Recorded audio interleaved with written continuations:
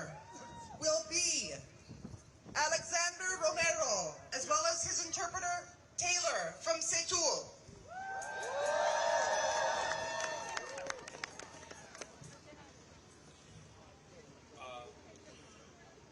Hola. Hello, hello. Me llamo Alexander, soy rufero aquí en Minnesota. Trabajo principal en Maplon, Saint Cloud. Hace poco entregué un contacto con Setul, un centro de trabajadores ubicado en Google Frog durante la operación federal. Hello, my name is Alexander and I'm a roofer here in Minnesota. I primarily work in Maplewood and St. Cloud. I recently got connected to Setul, a worker center located in George Floyd Square during Operation Metro Surge.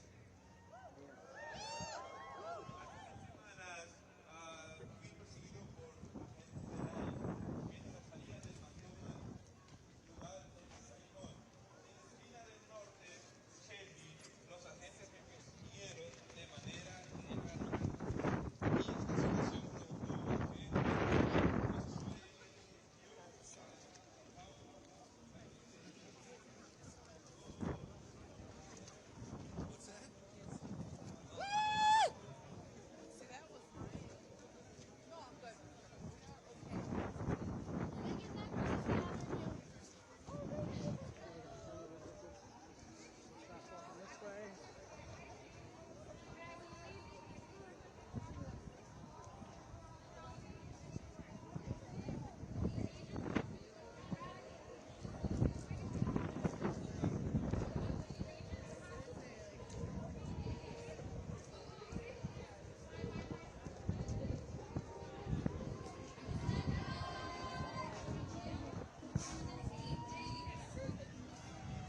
My hip was fractured in 2 places.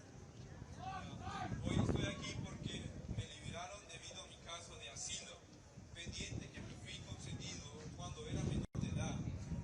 Me retuvieron durante 11 días sin fundamento legal y ahora tengo la cadena rota por eso, y eso es inaceptable.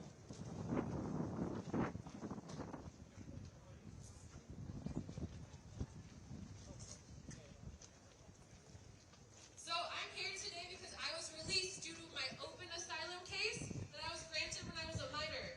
I was held for 11 days with no legal grounds, and now I have a broken hip because of it, and that is unacceptable. Ahora no puedo trabajar debido a las limitaciones que me impone mi lesión y por eso no podré realizar trabajos físicos durante 2 meses más. Además, ya lleva 3 meses sin trabajar. Debido a las actitudes de la migra, mi jefe también es inmigrante. Decidió que debíamos suspender todo el trabajo allá por diciembre porque el riesgo de que nos detuvieran o acosaran violentamente era demasiado grande, por lo tanto he estado sin trabajar. So I can't work now because of the restrictions due to my injury, and I'm going to be out of manual labor for 2 more months. I was also not working for 3 months because of the ICE activity. My boss, when it started, he said, you know, there was too much risk for us and we should stay home because there was the risk of being violently harassed or detained and arrested. Therefore, I've been out of work for months because of Operation Metro Surge. First, because of the lack of work opportunity and the fear of being detained, and now because of the violent arrest that I was subjected to without any just or legal cause. That ain't right. Trabajar durante meses debido a la operación federal por 2 razones. Primero, por la falta de oportunidades de trabajo y el miedo a ser detenido. Y ahora también por detención violenta a que fue sometido sin ninguna causa justa o legal.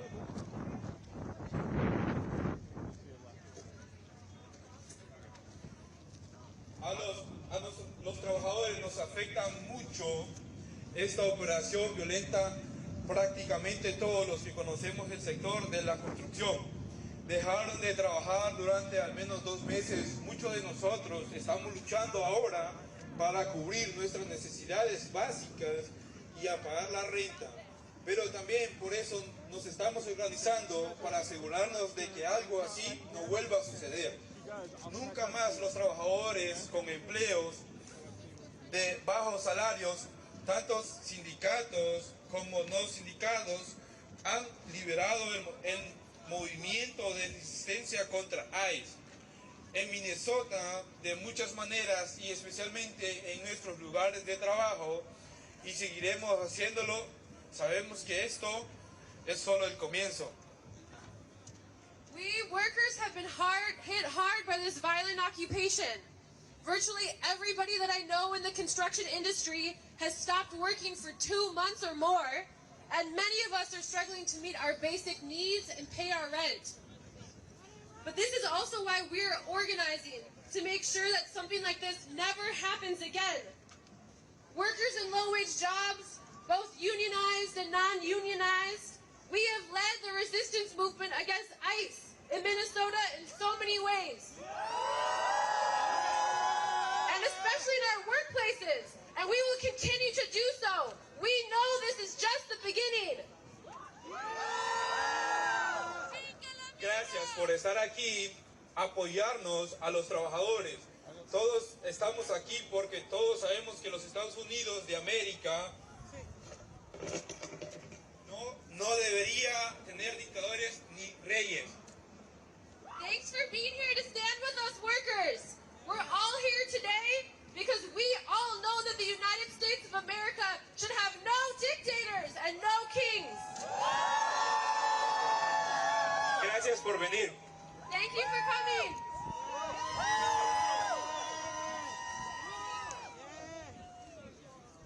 Thank you. Thank you so much, Alexander. Now we will hear from Carmen Campbell, a member of Service Employees International Union Healthcare, Minnesota and Iowa. Carmen! Minnesota! Hello, everyone! We're here today in solidarity. I'm Carmen. I'm from SEIU Healthcare, Minnesota and Iowa. And I am a healthcare worker. And I am here to stand with all in solidarity of this disgrace that has come upon the people of Minnesota. We are tired of this ICE. We are tired of the affliction of the people. We are tired of those who don't see all of us as humans and as American people.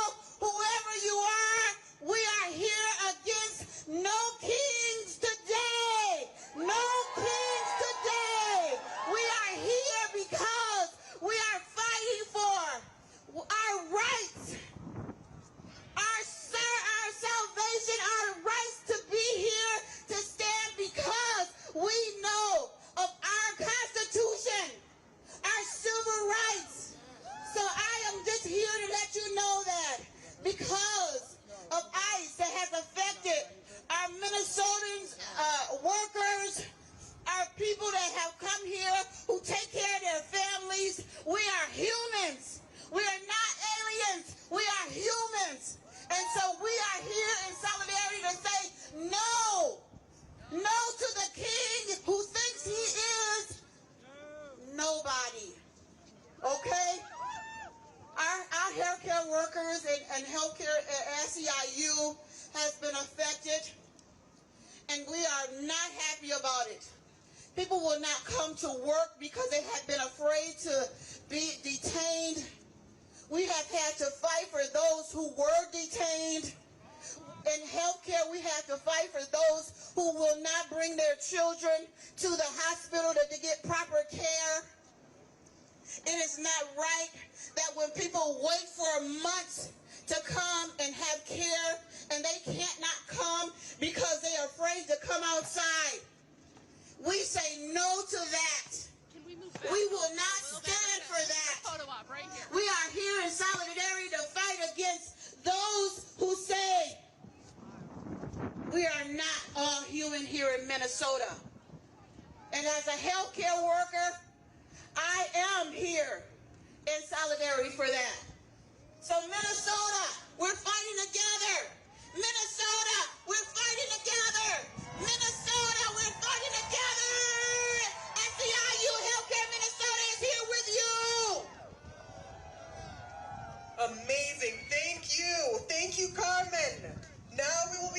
from Miguel Brito from Wesco.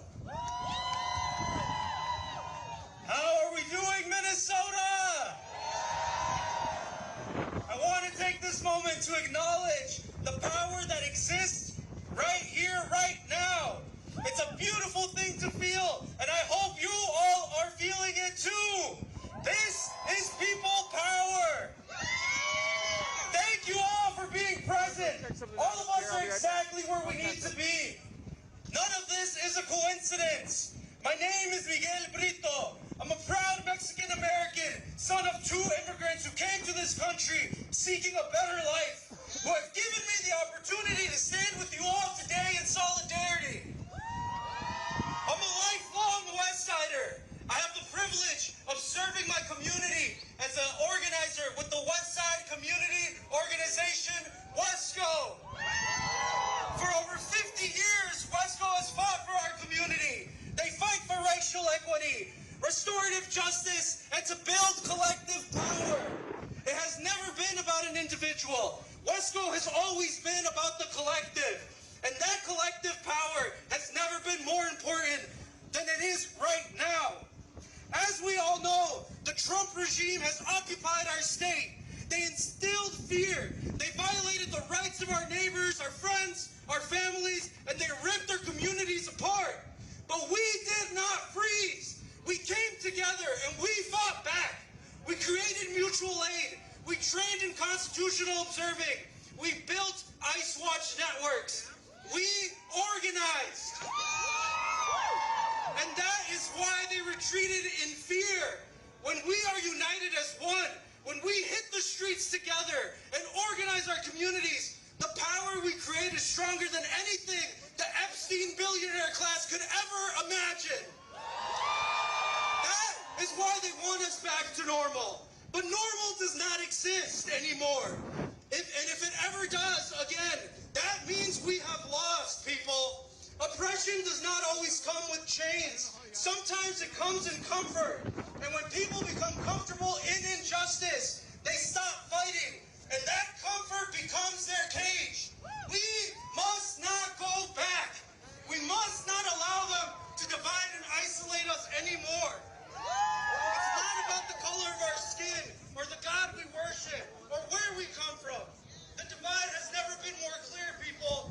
There's the Epstein billionaire class, and there is the rest of us. All of us here today. That's who we are fighting. And we have proved something to the world. When we fight back, when we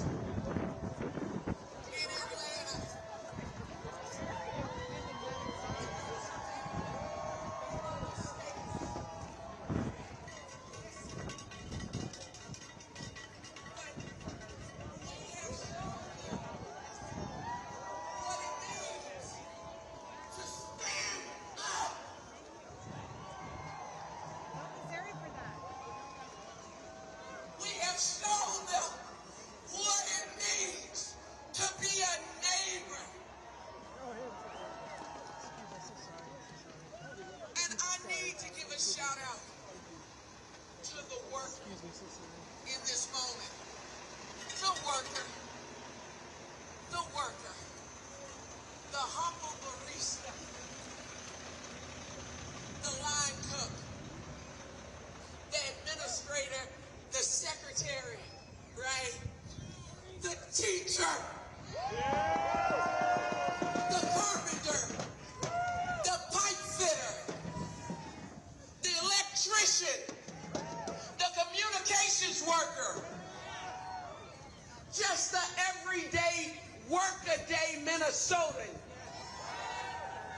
who looked to the left and looked to the right and said, I am not going to let them do this to my coworker, to my neighbor, to my child's classmate. Not today and not tomorrow, not here in the state of Minnesota.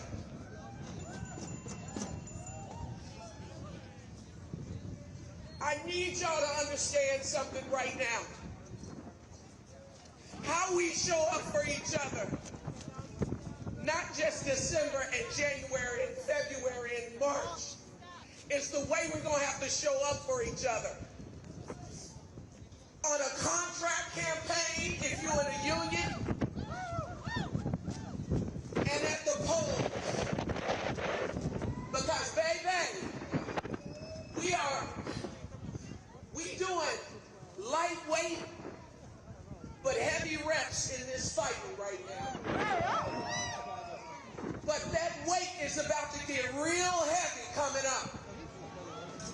We're going to have a heavy lift if you try to create something beyond the world that we're living in right now.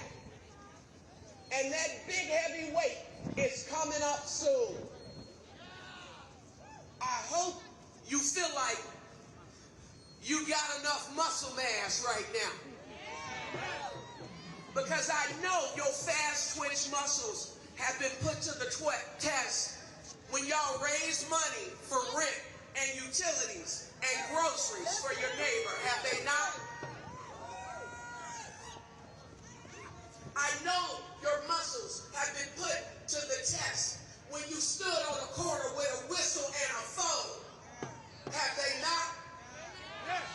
They wanted the specter of brown and black people cowering on the street corner. And what they got was the diversity of Minnesota standing there saying, not to fucking day.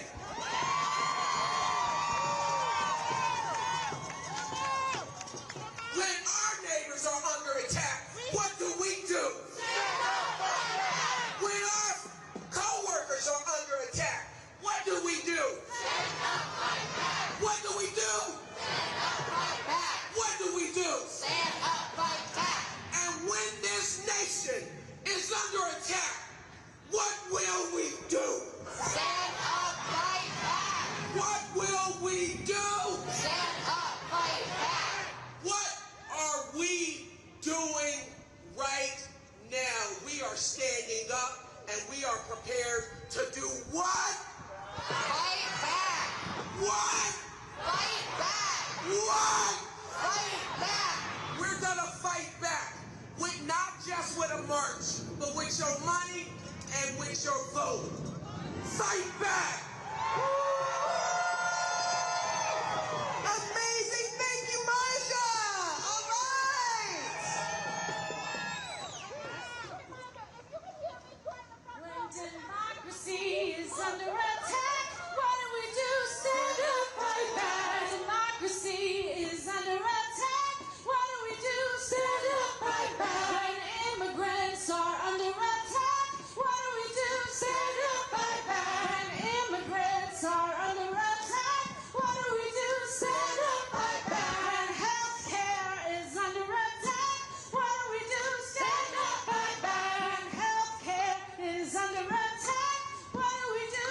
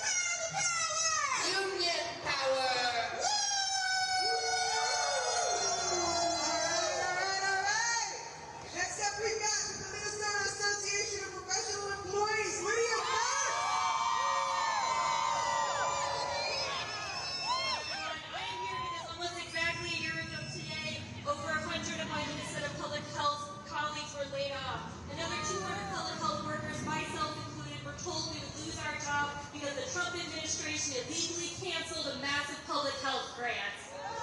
I'm also here because my job was saved by dedicated, hardworking unions, lawyers, advocates, and judges who still believe in the power of the Constitution and the rule of law.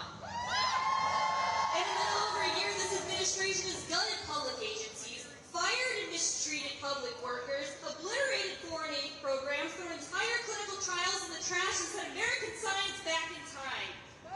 The picture isn't pretty, and the death toll is rising. These clinical trials can't simply be restarted. These programs can't simply be rebuilt, and trust can't simply be regained. Lives will be lost, money will be lost, time will be lost. But we wouldn't be here today if the end of this story was already written. On Tuesday, a public health worker won the special election in Florida, flipping the district that includes Mar-a-Lago. Last week, a federal judge blocked the Trump administration's attempt to cancel more public health funding to the state of Minnesota. Professional organizations are stepping up to fill the void filled by public agencies that have been pilfered and gagged. Unions are stepping up and fighting tooth and nail and tooth again to protect the rights of workers and the health and safety of all Americans. People are stepping up and you keep showing up. Science keeps happening despite this administration's best efforts. We all know this fight isn't over the day this regime is. We have a lot of rebuilding to do and the journey won't be pretty. But we know that if we try, these clinical trials will be started again. These programs will be built again and trust will be gained again. Lives will be saved and we can build something better than what we had before, a system that is truly of the people, by the people, for the people. And before I leave, I got one more message for Donald Trump. No kings, no tyrants, keep your dirty hands off science. Thank you! All right, for the Seafoam Federation of Educators, Mandy John! Hello, fellow workers!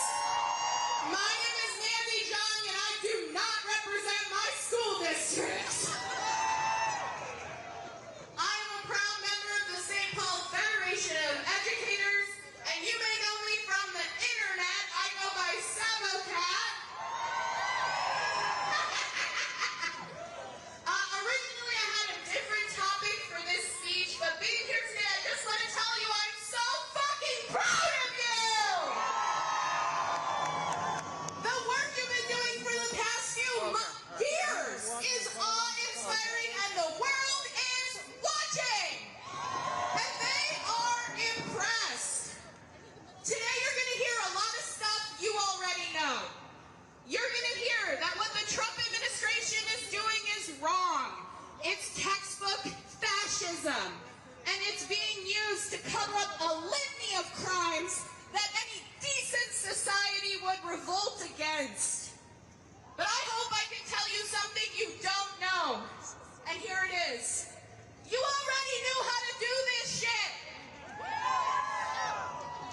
People think what we're doing here in Minnesota is revolutionary, but we are just doing what our teachers taught us. Don't be mean to people who are different. Pepper spraying your classmates is not nice. Share, help each other. But instead of just talking about these ideas, we are living them. As we go forward in this fight, I want to issue you two challenges. Number one, I want you to meet your neighbors. I know it's scary to meet new people, but you are brave. Nicole and Alex died protecting their neighbors. You can go over and talk to your neighbor. Maybe bring a friend or some scotcheroos or both. The regime wants us to be fearful of each other. Capitalism can sell way more kitchen gadgets when everyone is siloed away from each other. But connected is how we humans have always survived. I'm not saying you gotta be best friends and hang out all the time. I'm just saying go knock on the door. Your neighbors will surprise you. Mine have. Okay, here's my number 2 ask. Share yourself. Can you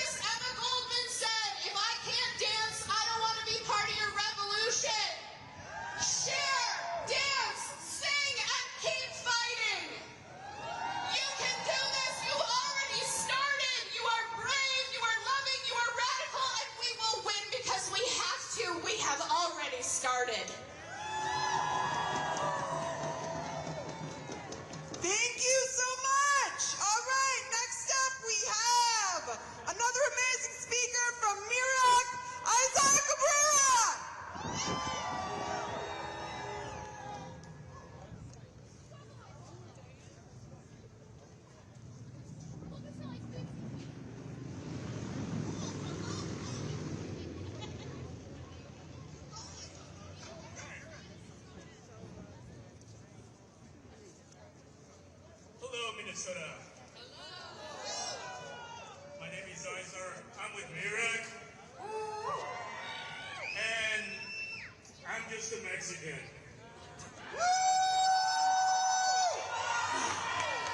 Viva la revolución. Okay, this past month, we saw drama every goddamn day. That's right. And we faced it ourselves. And when we asked our elected leaders to join our resistance, they told us they have bigger guns. What did we have? What did we have?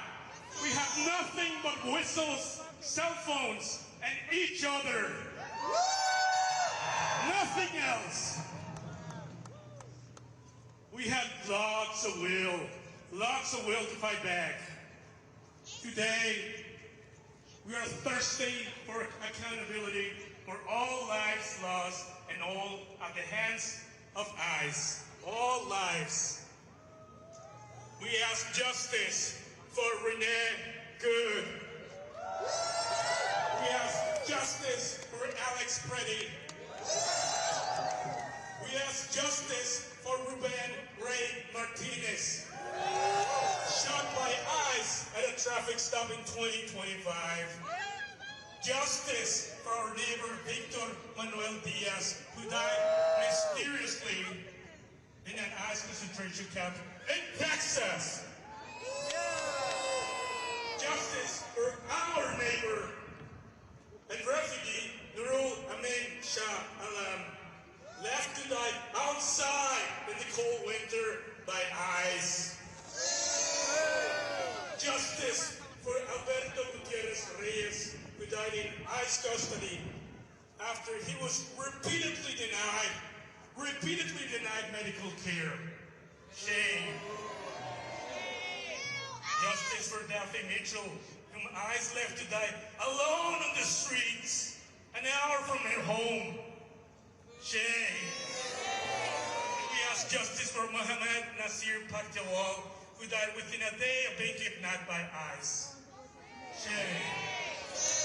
Justice for the dozens more unique and precious human lives we have lost to this terrorist organization that they just changed their name from KKK to ICE. There is no appeasing or compromising with this. And understand it didn't start within the last month or within the last January 2025. The immigration enforcement machine has been grinding through our communities for decades. Across every single administration, feeding our loved ones and neighbors to the rich and powerful that want you to believe that the immigrants are the roots of all of our problems. We say, no more! No more! No more! No more! And we expect our government to stand with us. Governor Walz, states, legislators, let's make Minnesota a sanctuary state. We will not bow down. We will not bend the knee. Legislation for all power for the people. All power for the people. Thank you. Next we have Brooklyn Gonzalez from SEIU Local 26. Hola, mi gente.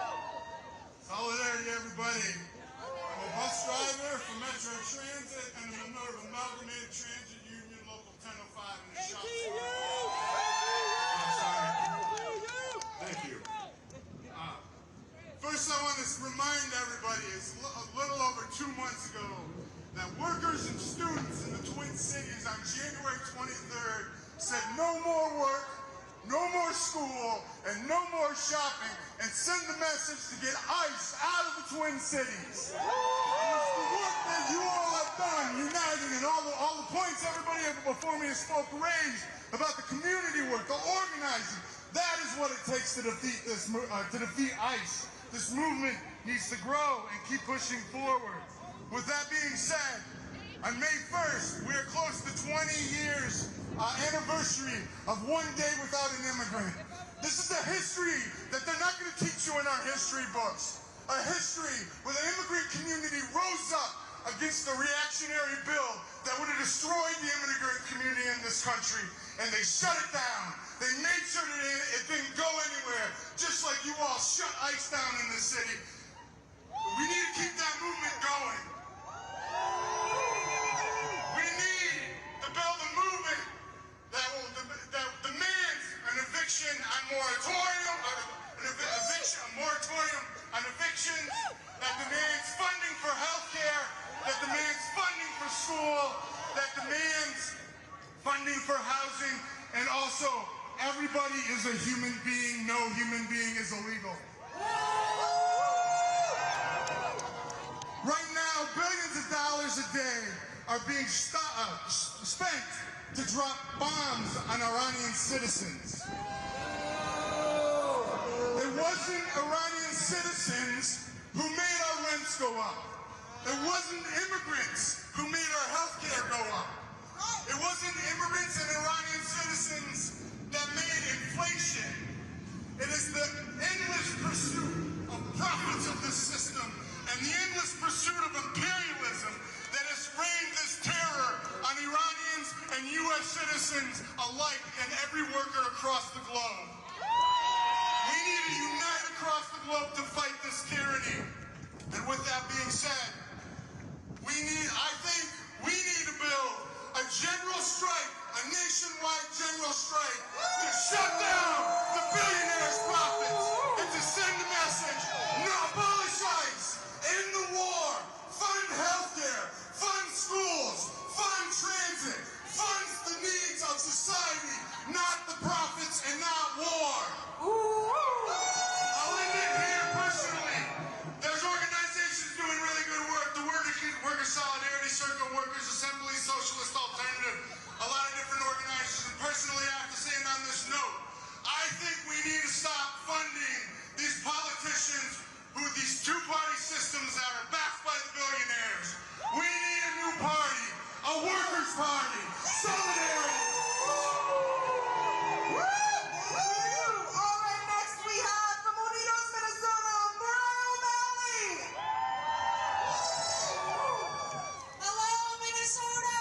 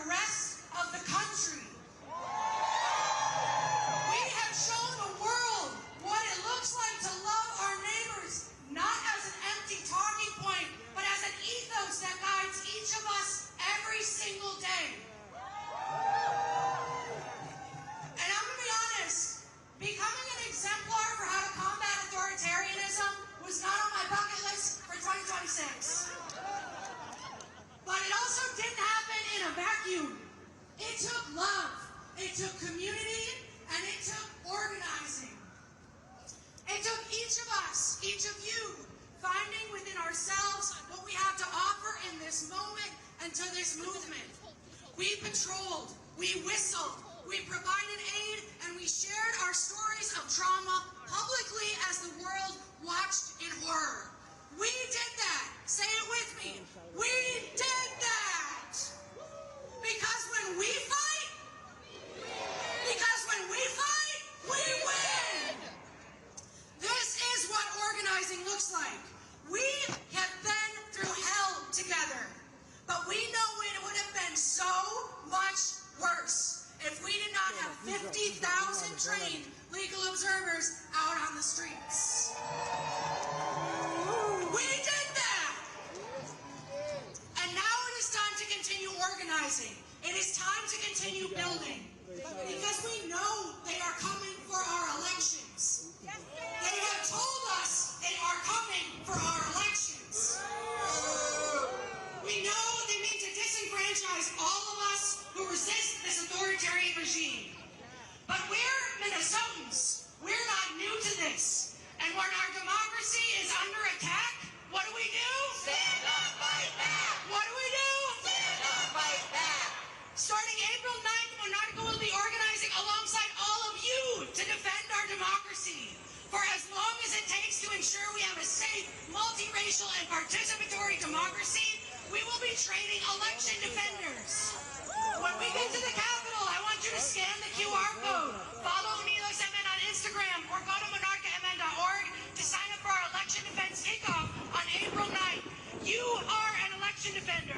We defend our democracy. Minnesota is the North Star state, and we are damn sure living up to our name.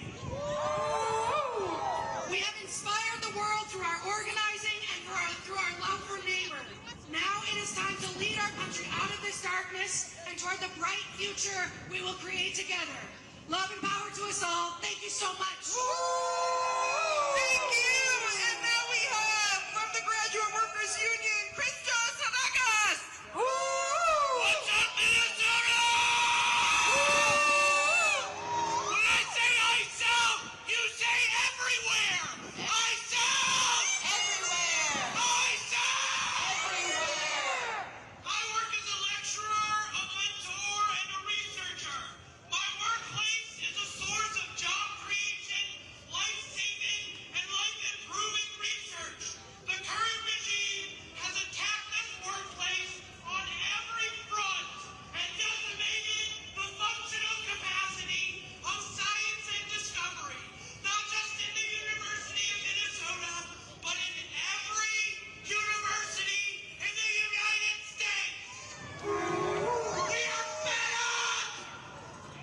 We are fed up with the mass firing of government employees that have taken whole departments of lab leaders, advisors, and technician staff.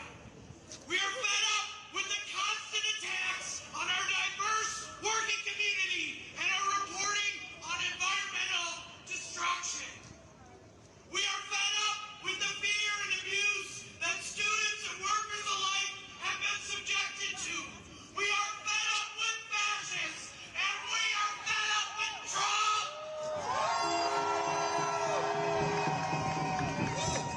Most of the people I interact with on a daily basis are either internationally connected, part of the LGBTQ community, or deeply invested in the betterment of our planet. The regime has called us terrorists, scammers, un-American, stupid, and worst of all, they called our colleagues and our students garbage. Shame! Funding has been or is being cut to every field except for that of the military-industrial complex.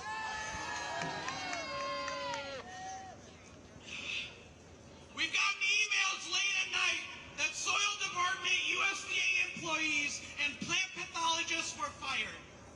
DHS and the police have separated students' families, arrested, beat, and gassed student workers, and intimidated international students in their homes. We cannot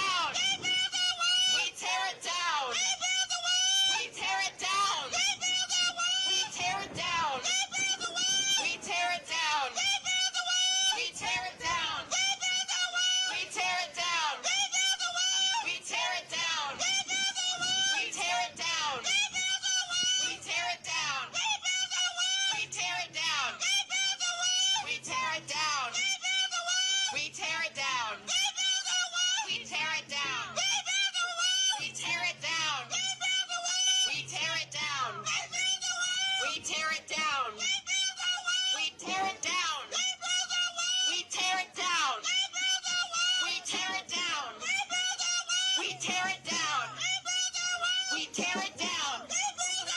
We tear it down. We tear it down. We tear it down. We tear it down. We tear it down.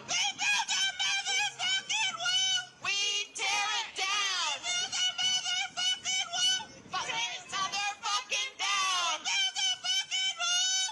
We tear it fucking down. We tear it motherfucking down. We tear it motherfucking down. We tear it motherfucking round. We tear it motherfucking down.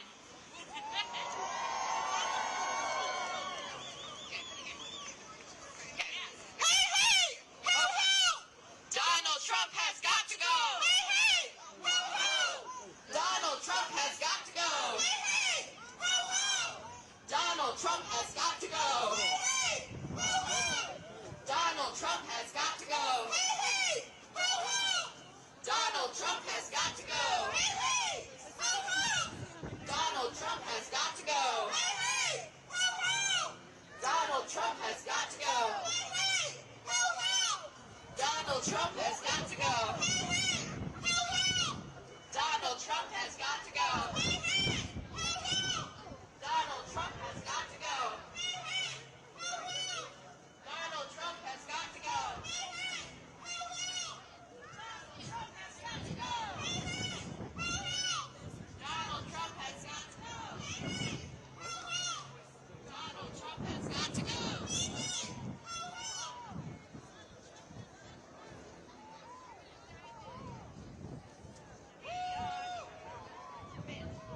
Liberation movement for every single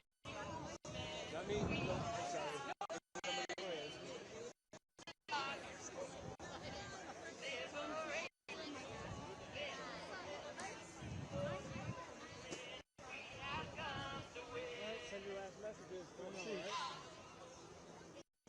I had full signal that whole time. I don't think that's gonna last. No.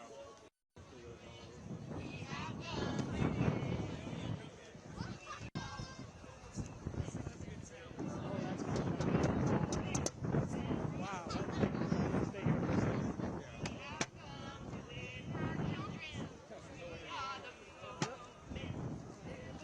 We're only right here.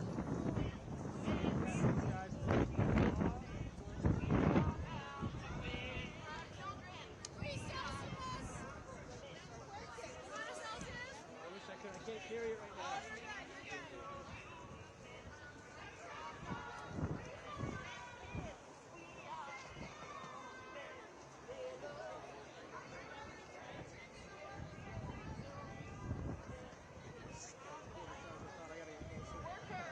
It looks better on my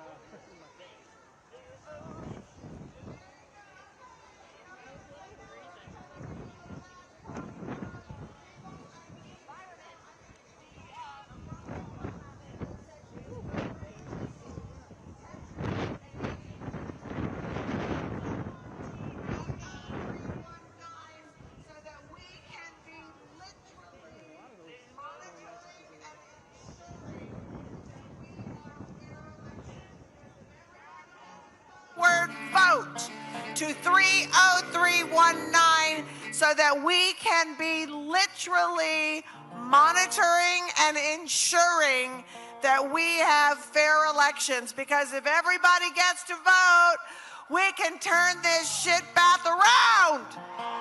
There, I swore. It's my one swear.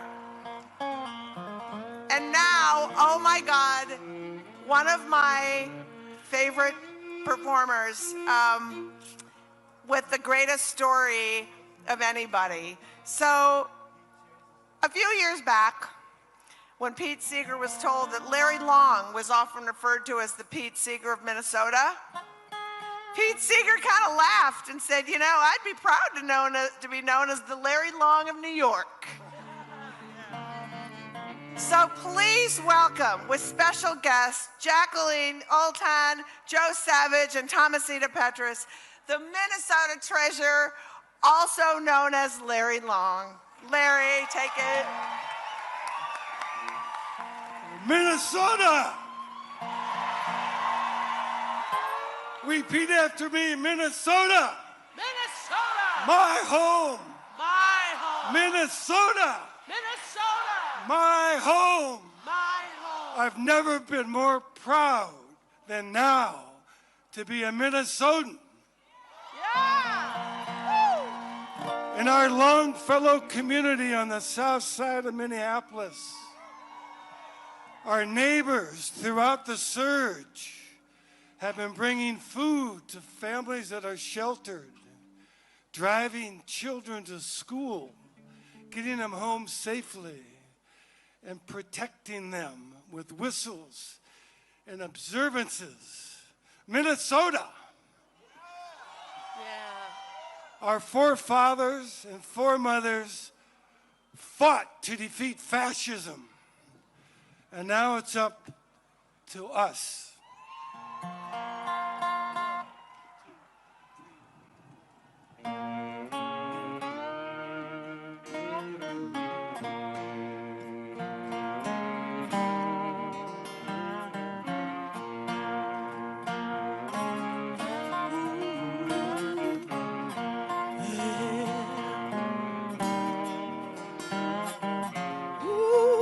Beneath your coat and too long tie, there's a burning cross you can't hide.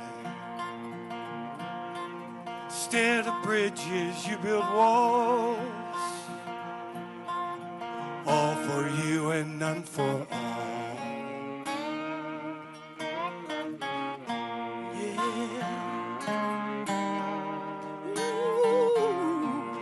It's white sheets in the White House, everybody's singing shout. White sheets in the White House, time to drive them white sheets out. Yeah, oh yeah. Just like your father, everybody knows. Dividing us on racial lines with your old friend Jim Crow. Oh, Lord, yeah. Oh, yeah. White sheets in the White House, everybody's screaming shout. White sheets in the White House, time to drive them white sheets out. Drive them out.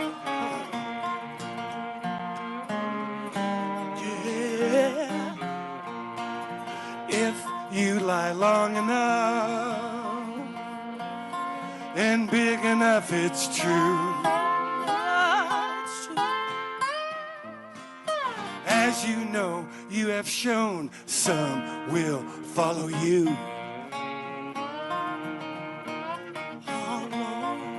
Now you've got them terrorized, afraid we'll be occupied by someone darker than you, a migrant Muslim, you know who. Help me out here we go. Yeah. Oh. It's white sheets in the White House, everybody's screaming shout. White sheets in the White House, time to drive them white sheets out.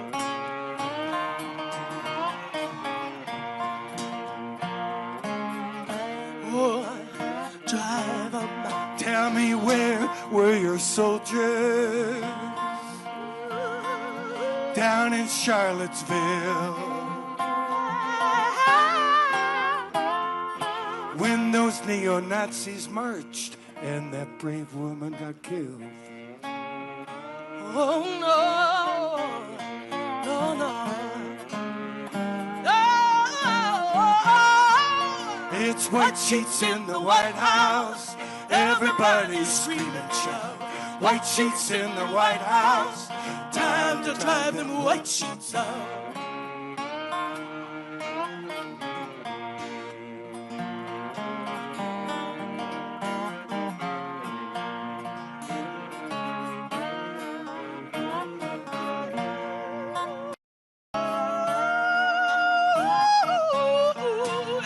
Emotions are rising.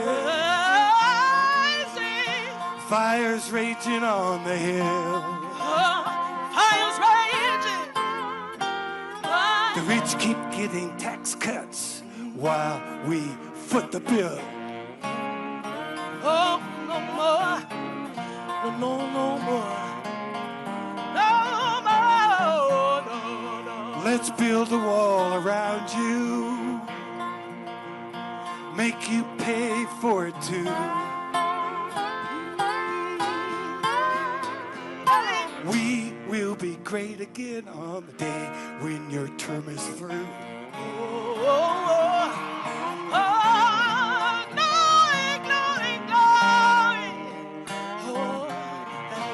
It's white sheets in the White House. Everybody's screaming, shout. White sheets in the White House. Time to drive them white sheets out. Time to drive them white sheets out. Come on, y'all!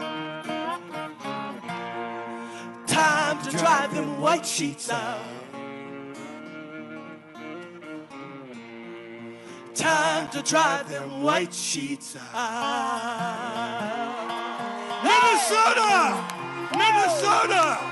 Minnesota! Thomasina Petrus, Jacqueline Alton, Joe Savage. Thank you. Larry Long! So, something that I believe to be 100% true is sometimes the power of silence. And in a group this large, as we celebrate the work we've done here, talking about ICE, I would love if we could have in this massive group just a moment of silence for some of the folks, and I can't remember all of them, so I'll say as many as I can remember, who have fallen victims to this regime.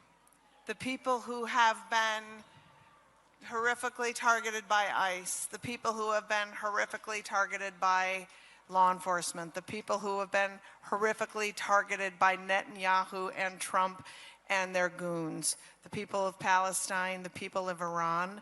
Let's just take a moment of silence to show them that 500, whatever the heck is here, can take a moment to internalize and send vibes to those who have been harmed.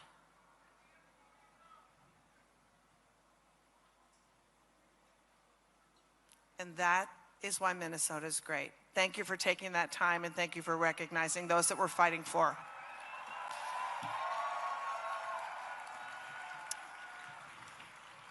I just thought that moment of silence might be a nice little way to introduce our next person who's coming to the stage, who is a traditional healer, a singer, and a member of the Ojibwe Nation.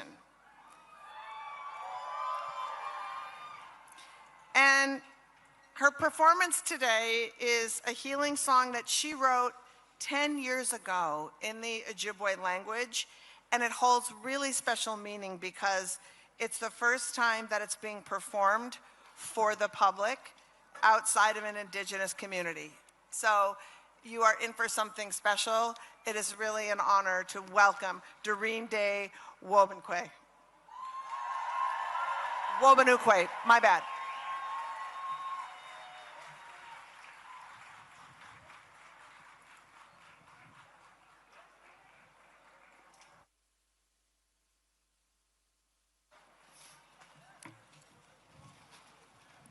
Doreen's coming up shortly, so until that happens, how are we all doing?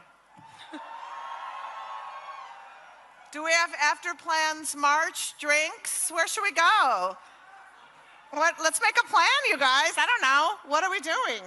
Okay, great. Oh, I see. Okay, it's different. I'm sorry. Look at me making a mistake. You know what? That's on me. But you were all great, and we're coming back. So let's do it. Okay. All right, I'm just moving along then to my speech. Are you ready? Change of plans. The cast of Hamilton. No, I'm kidding. Oh, I'm reading this all wrong. So often, we have so many tireless legal advocates defending us as we fight for our civil and constitutional rights. And there is no organization that fights more tirelessly than the ACLU and the ACLU of Minnesota. So it is my great privilege to welcome to the stage the Executive Director of the ACLU of Minnesota. Please welcome Dee Binder-Mayo!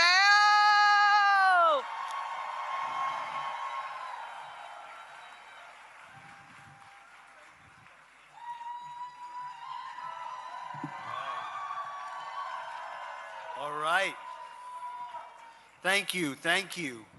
How we fight and how we lead will dictate the world that we create. I will say that again. How we fight and how we lead will dictate the world that we create. For 100 years, the ACLU has fought to protect our rights to free speech, our rights to equal protection, our rights to due process, regardless of the party in power, and we are proud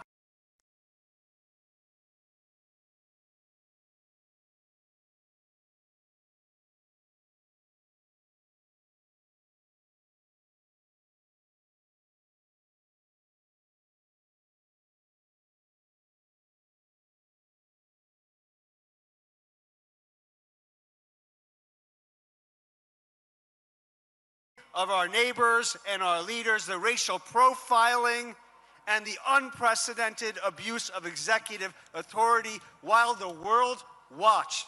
Minnesotans did not waver. Minnesotans did not hesitate. Minnesotans did not capitulate. No, Minnesotans held their ground and showed the world what the words "we the people" really mean.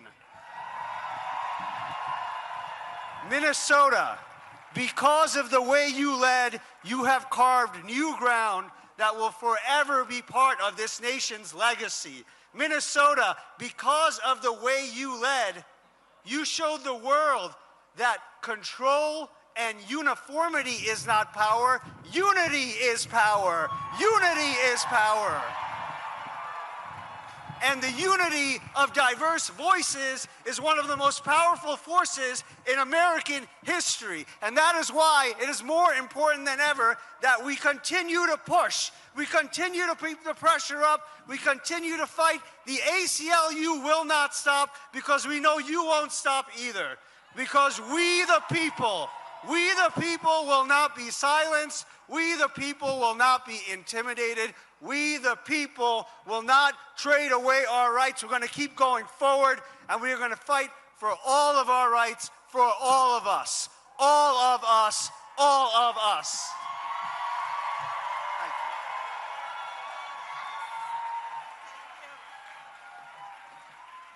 Keep it going!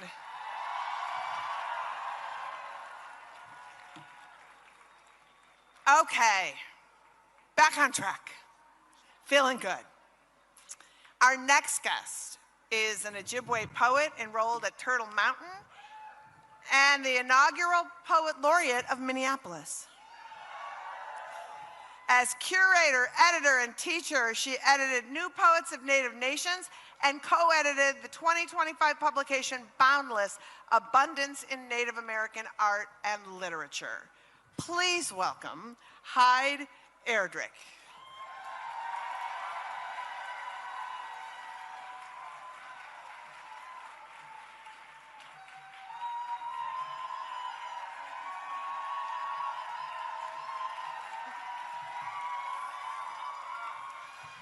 Bonjour and Denawe Maganadok. Bonjour Nisha Nishnabedok. I am not Wabanakwe Doreen Day, but I am a proud Anishinaabekwe, and I am going to read to you from my current project, a crowdsourced poem on justice. The Twin Cities are home to the best poets in the English language, the Dakota language, the Anishinaabe language, to Somali language, and more. In the past months, poets here have spoken truth to power, and like so many of us, poets pack boxes of groceries, give rides, cover rent, Maybe a few of us threw dildos at the Whipple building. Poets have protected and observed and shared their words to raise funds. One poet stood up and was struck down. Hold steady. The words of poets are marching through these days. Gwendolyn Brooks' words, hand-printed on a poster. We are each other's business. We are each other's magnitude and bond. Found that day, our collective breath made a cloud in sub-zero Minneapolis on a march. Pushed to the ground and bound in plastic handcuffs by the soldiers of the state, Lakota poet and activist John Trudell's words march from 1981 through me to you. Little did they understand, he said, squatting down on the ground, they placed me with my power. The words of poets are marching with us in these days, and the crushing beat of a poet silenced too. When a young person asks me, what do we do? I tell them, hold steady. Steady, my beloveds. Touch the ground you come from or came to. Ground our power in Earth's love of us. Let her rock us while we hold steady. When we must move, then we must march. March steady until it's just us. This has been a poetry service announcement.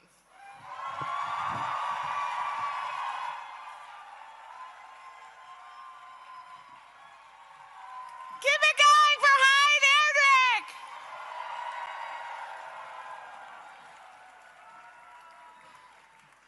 You know, one thing that doesn't get mentioned enough when we talk about Minnesota and our resilience and what we do is the fact that not only do we think of everything, the second we hear that there's something in a place that needs to get filled or a space that needs help, we don't say, that's not the thing I want to do. We just show up in the right clothes and we do it. And I just want, since there's cameras here and the nation is watching the stream, I want people to know that if you want to act like Minnesota, or you think, Minnesota's a model, what can I do? Well, you can check your ego about what you want to do and listen to the leadership, and when they tell you what they need done, you do that. And you pay enough attention to the amazing organizers who've been on the ground, who actually have the information, who've already done the work, instead of starting your own. Oftentimes when you're like, who's doing it? It's like someone, you just need to learn who, and then you need to be the pack mule in the fight that they have been doing and organizing, because let me tell you what we need is pack mules, because there's brilliant minds and brilliant leaders in this community who oftentimes are putting up the folding chairs when they should be literally strategizing, because that's their strong suit. So be the folding chairs people, be the I'll bring donuts people for the brilliant minds who are actually making this train run.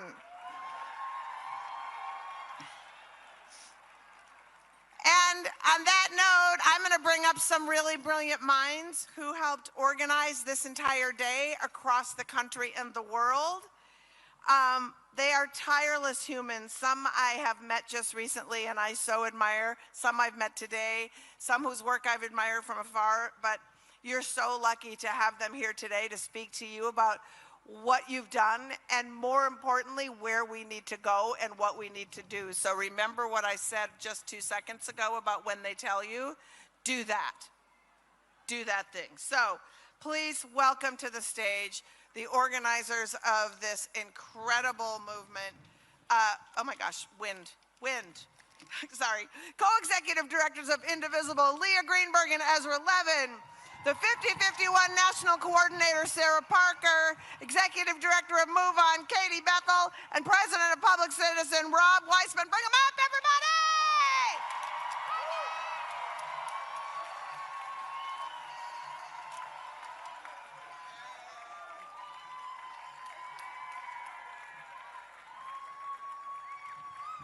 Put that up a little bit. My name is Sarah Parker, and I am the Executive Director of Voices of Florida Fund and a National Coordinator of 5051. I am honored to be here among heroes, and I mean you, the locals standing in front of me today. I want to use this moment to honor you, every single one of you who took part in the resistance in any small way. You are the heroes in this story. You turned the cameras back on them, and you put your life on the line. Across the country, people are building power. People are building community. And every time this administration swings, we will grow stronger. Every time our neighbors are kidnapped by masked men, we will grow bigger. And every time they think we are losing hope, we will become more determined. We are the linchpin in our democracy.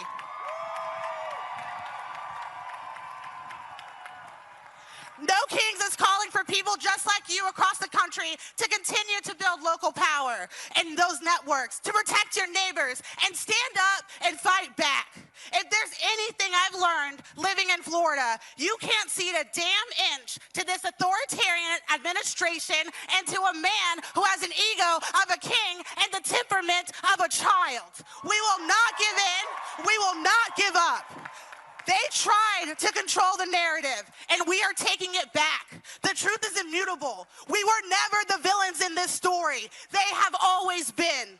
We demand accountability. We demand an end to reckless masked men terrorizing our neighborhoods. We demand an end to abortion bans. We demand justice and peace for our Black, brown, and LGBTQIA communities. And we demand free and fair elections. And right now, we demand an end to this reckless, illegal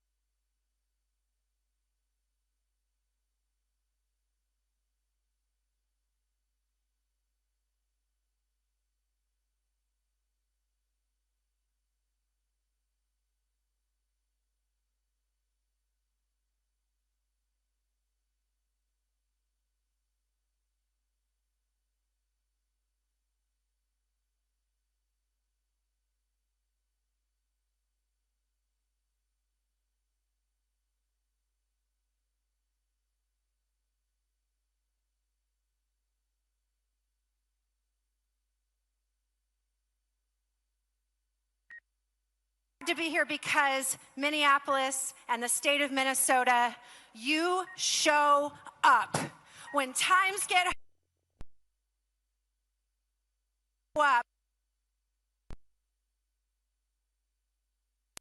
by your example, there are millions of people who need to hear from you what we do when tyrants speak up. What do? We show up. I want to hear you say it. Show up.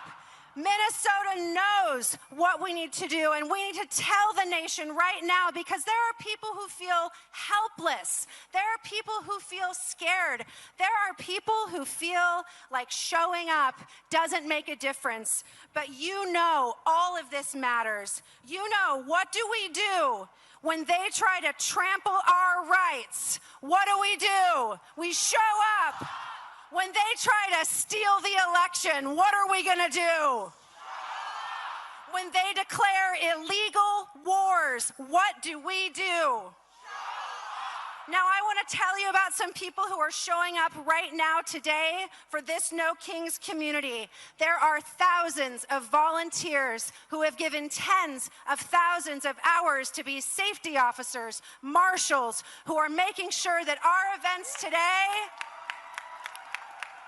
reflect the peaceful democracy of harmony and love that we want to see in America today. I want them to hear you coast to coast. Thank you, volunteers, for all you're doing to make No Kings happen. Thank you for showing up.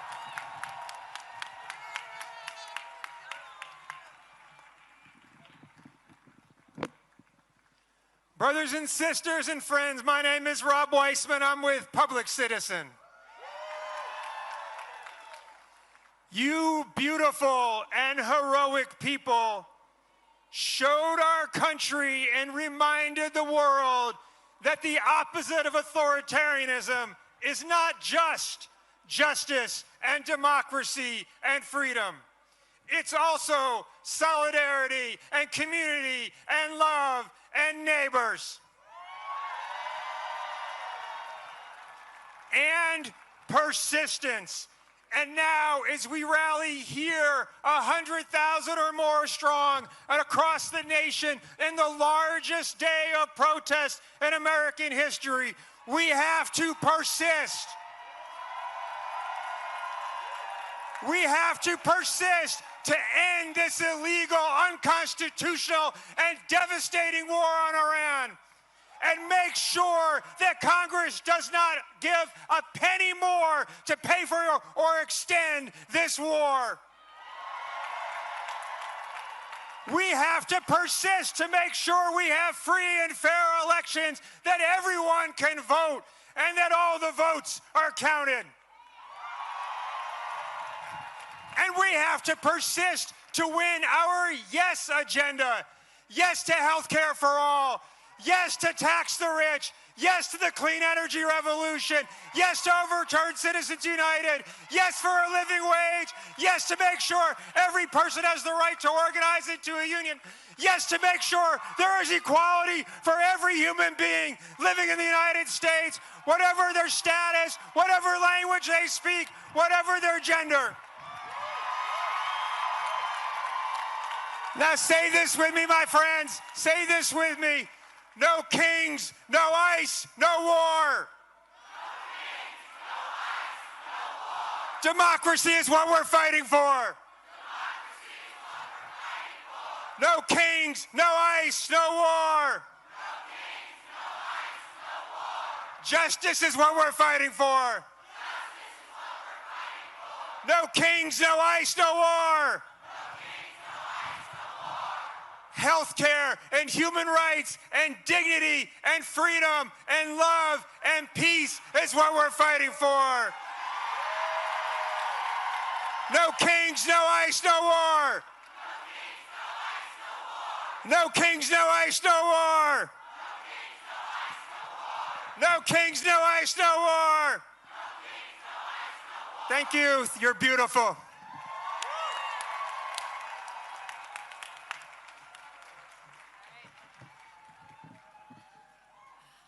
Hi, Minnesota. It is incredible to be here with you today. I'm Leah. Hey, and I'm Leah's husband, Ezra. This is our wedding anniversary. And we are proud to support a movement of thousands of local indivisible groups across the country building power on their home turf, including the incredible groups of Minnesota. Now, today is historic. We are seeing 3,300 protests across every state and congressional district in America standing up to say we have no king. But Minnesota, of all people, you know that it takes more than one day of protest to defeat fascism. It is going to take relentless, determined, creative organizing to protect our neighbors and to stand for our rights. The nation learned that from you. We learned it from every Minnesotan who stood up to protect their neighbors. We learned it from everyone who went out after the shootings, the murders of Alex Preddy and Renee Good, from everyone who came out after the murder of Melissa Hortman to say that fear won't win, hate won't win, that in Minnesota you protect your neighbors and you stand up for democracy. Now, if there is anything we know about would-be dictators, it is that when they start to lose their grip, they get even more dangerous. They escalate, they invade, they attack. Donald Trump is facing down a midterm election that he knows he is going to lose because people hate this mad king business. And so what is he going to do? He's going to try to steal it. But he's going to fail because we are going to stop him. That's right. So for the 1,000 Twin Cities residents in the crowd right now, we have an ask to share on behalf of our friends at Indivisible Twin Cities. Text pledge 30319. Text pledge to 30319 to take the Pledge of Resistance with Indivisible Twin Cities and say you're ready to show up and mobilize in the event of election sabotage.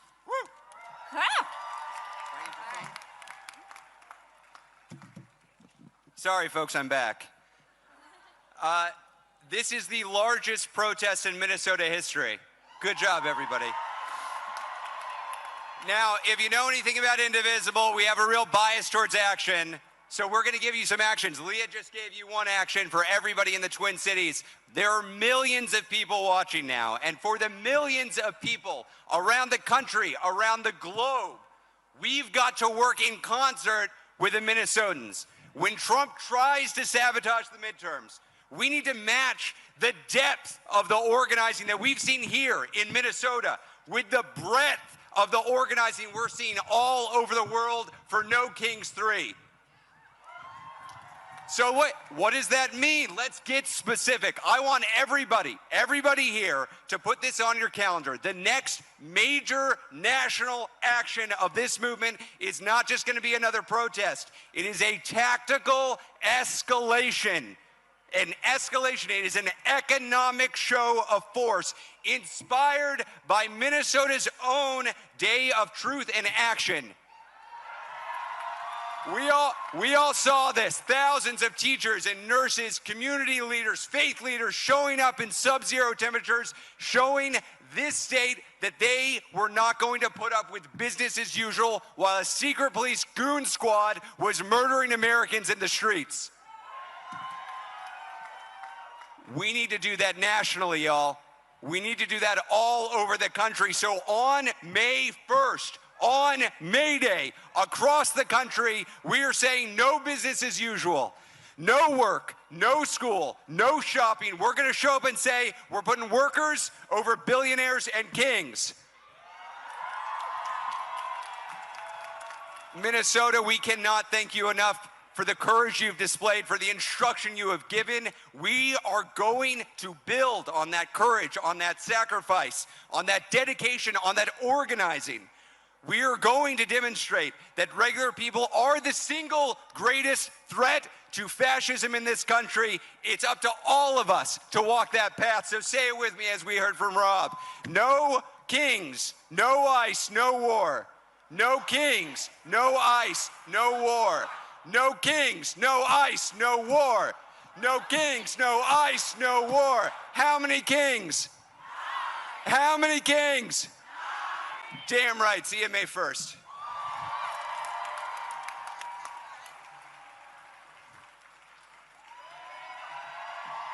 Keep it going! These folks are not messing around. All right. We're going to do a redo because I was out of order and now I'm back in order. It's hard. This is hard, y'all. You know, brain fog, old, menopause. Give me a break. Now we're going to I'm just going to read it again because the importance of this next speaker is really incredible. A healer, a singer, member of the Ojibwe Nation, here to perform a healing song that she wrote in the Ojibwe language 10 years ago. And it is so special because this is the first time the song will be performed outside of the indigenous community. So please, let's start now. Welcome to the stage, Doreen De Wamanukwe.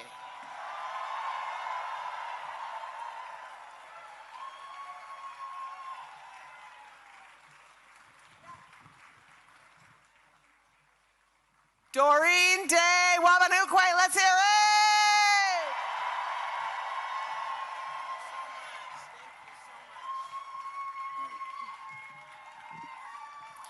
Bonjour, Indinawema Gani Dog.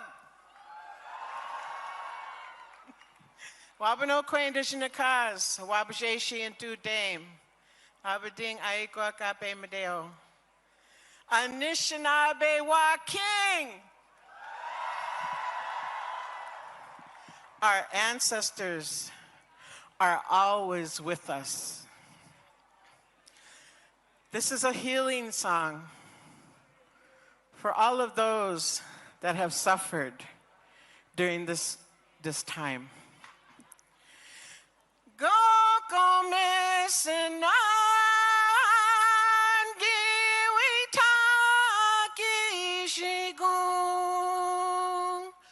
noche moyan ijibemosed noche moyan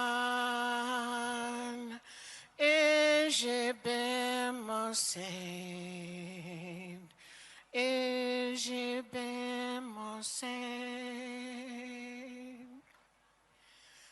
go comecen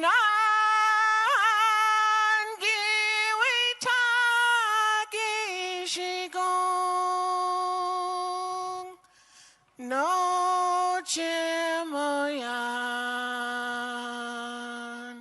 ijibemosed noche moyan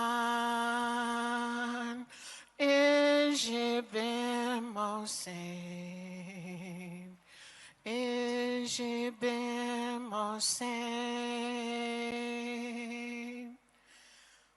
go comecen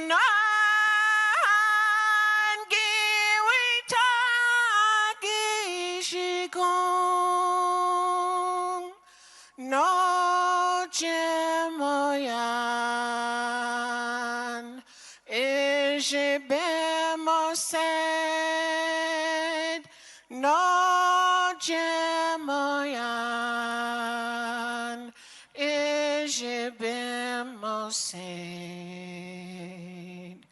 ijibemosed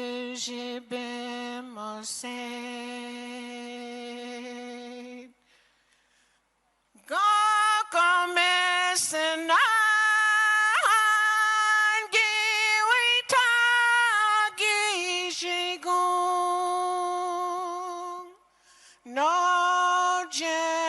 moyan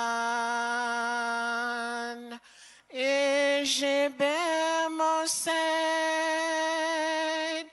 noche moyan ijibemosed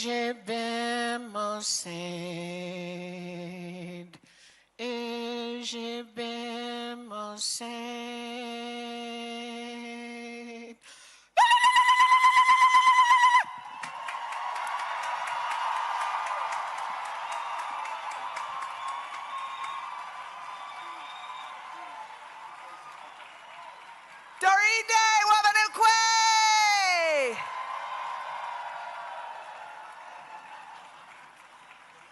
So y'all, being that a big part of this day is a tribute to all of you, we have another video from another super dope person who couldn't be here but wanted to lend his voice in a sort of montage of all of the great work that you did. There will not be enough dildo throwing in this video, I will warn you, but that's just the world we live in. I'm so sorry. So please take a look at yourselves and see how amazing it really is.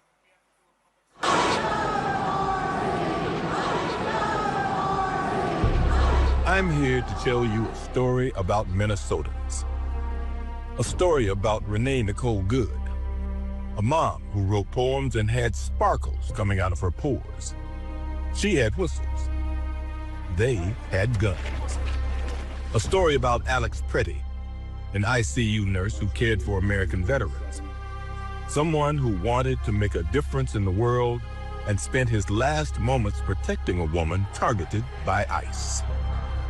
A story about Liam Conejo Ramos and his father, Adrian Conejo Arias, a preschooler with a Spider-Man backpack and a blue bunny hat, and his father, who were only trying to get to school. A story about all the people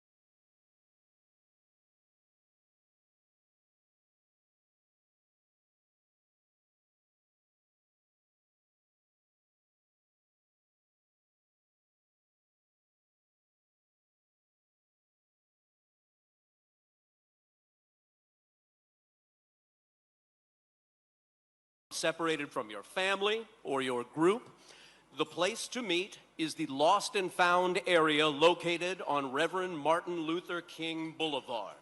As you face the Capitol, Reverend Martin Luther King Boulevard is the street to your left. That is where you should go and where you should direct people who are lost. Thank you all for making this a safe event for everyone.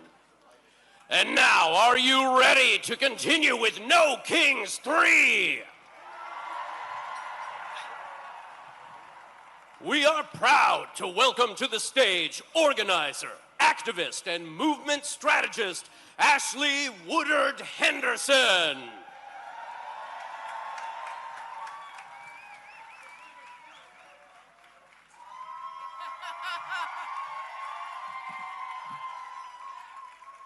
Why are we in this situation that brings us down? Can't you see we are losing patience with oppression now? The people will rise, the people will rise, the people will rise. Sing with me. The people will rise, the people will rise, the people will rise. It looks like you're mighty risen today. It looks like you're mighty risen today. My name is Ashley Woodard Henderson, and I'm going to be your friendly MC today for this No Kings 3 flagship rally. How you doing? Look at this historic moment that Minnesotans built. Not a moment that happened to Minnesotans, but the moment you built. You built this moment. We are standing miles from where federal agents took the lives of Renee Good and Alex Preddy. We're standing in the shadow of the Capitol where Melissa and Mark Hortman lay in state, murdered the morning of the very first No Kings because a man with a hit list tried to stop what we're doing right now. We honor them today. And I need you to understand one more fundamental truth about where we're standing. This is not just a rally site, my friends. I know if you look around, you might think it to be. But this isn't just a rally site. This is a place where a wannabe king sent 3,000 federal agents to terrorize your neighbors. Stephen Miller drew up the blueprint. Y'all heard of that little thing, Operation Metro Surge? They thought it could break Minnesota. They didn't know Minnesota. They didn't know Minnesota. They didn't know the immigrant families and labor unions, faith leaders and soccer moms, retirees and young people would lock arms and say, not our neighbors. Not our city. Not our state, not here. Y'all, you didn't just resist. You didn't just show up, you organized. You built phone trees and legal clinics. Y'all built sanctuary networks. You showed up in 10 below 0 degree weather. You came out when they had pepper spray and tear gas and bullets. You came back the next day and the day after that and the day after that, and guess what? The whole damn country told them to leave.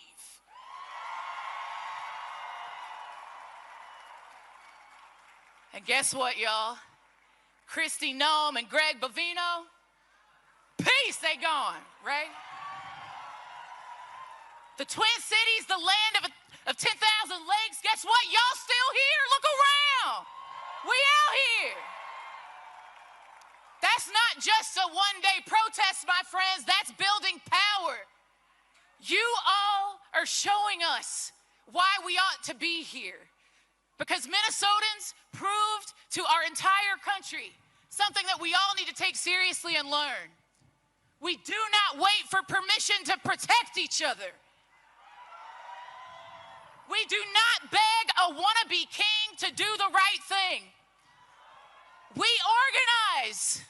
We refuse to comply or cooperate with evil forces in high places.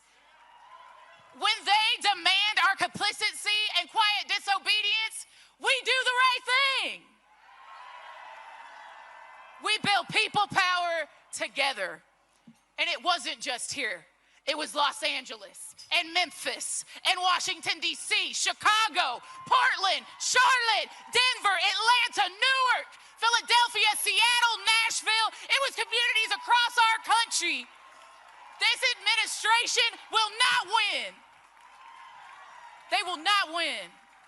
And we will make it clear as they try to prove to us that they will use force against our people, even when we are peaceful. Across our country, our people have made it clear back. We will not be broken. In June, 5 million people took to the streets. In October, 7 million. Right now, right this second, there are 3,300 No Kings actions happening across 16 countries.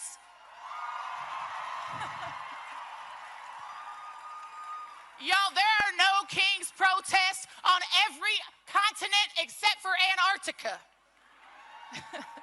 They'll catch up.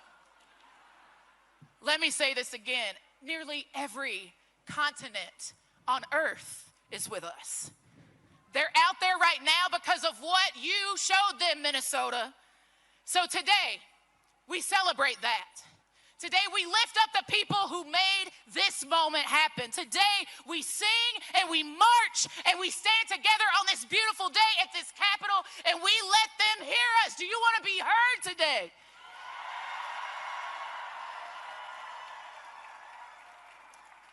Now, y'all know me because y'all been on the mass calls. I have to keep it honest with you. And you know I'm going to keep it real with you today and tomorrow. Today is not the finish line, my friends. How many of y'all, it's your first No Kings? Holler at me if it's your first No Kings. I see you. Welcome. Today is not the end of our work. Today is the beginning. Today is the proof of concept. What you built here in Minnesota, every single community in this country needs help to build. And they're gonna need your help. Y'all, today, we're gonna have a beautiful day, right? We are gonna be powerful together today, right? We are gonna be disciplined in our nonviolence today, right? We're gonna build power together. Let's honor the people that we have lost.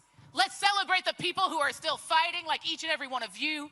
And let's get ready, because what comes next is gonna require every single one of us. Y'all, I wanna hear you say it. No ICE, no war.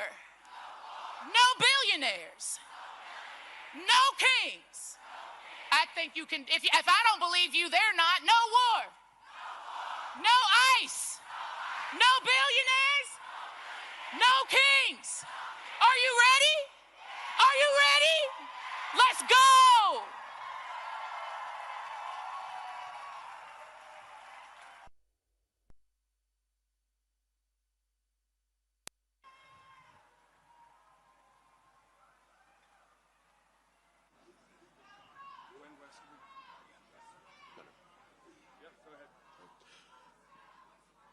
Please welcome to the stage Gwen Westerman, Minister Janae Bates, Imam Makram El-Amin, and Rabbi Ariel Lekich Rosenberg.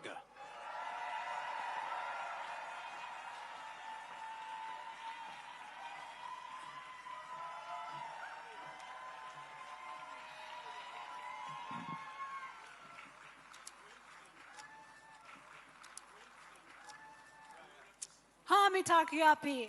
Hello, my relatives. I'm Petukinde, I'm Petuwan Yupia Kaata Hike. Owashte Wayankapi Windemie, Damakota. De Dakota Makoche. Ohani Unkiksuapikte. This is for Renee and Liam and Alex and the thousands of others whose names we don't have with us today. When we stand together, possibilities seem endless, but only for those who can look up. How do we reconcile azure sky above white clouds with what is obscured below? The winding rivers, the broken hearts, the soulless eyes, the brush of wings, the lost dreams. Possibilities are endless, yet the needs are beyond measure. When time has run out and ties have been broken, when speaking out means losing your life, when chaos abounds and there is no shelter, when protecting a woman means losing your life. Who recognizes her talent when she has no hope? Who lends a hand when he cannot get up? Who welcomes them when all the doors close? The possibilities are endless when we stand together. Reach out, join hands, look up. We are Minnesota strong.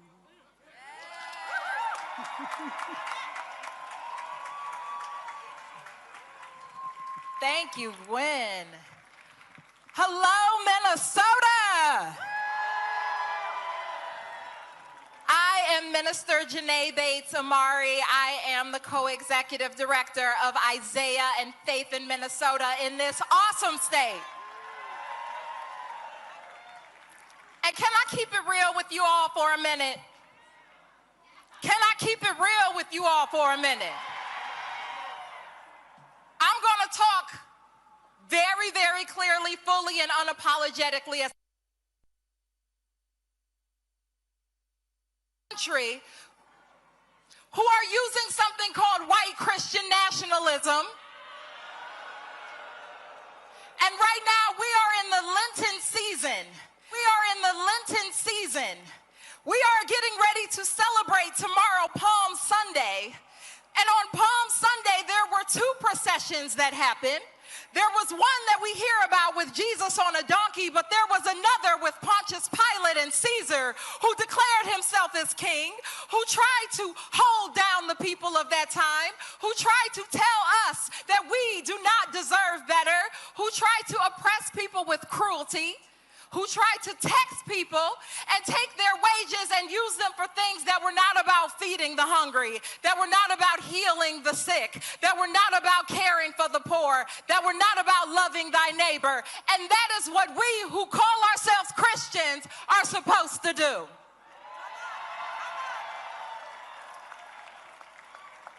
And so as thousands of Christians are prepared to come right back here tomorrow at 2:30, right back here at this Capitol, we are coming together to declare that Christians need to stand up right now in this time. That's right. Christians, especially in Minnesota, and Minnesotans across race and faith, have gotten to bear witness something great here. We have witnessed some horror and some terror and some harm and some abductions and some killing. But we've also witnessed what it means to love thy neighbor and to live that sermon out loud. And so my prayer for all of us Minnesotans, and the invocation in this moment, is that we take seriously our responsibility, that it is on us, that we have agency, that we get to decide what liberation is, and there is certainly no king in no White House who will do that for us.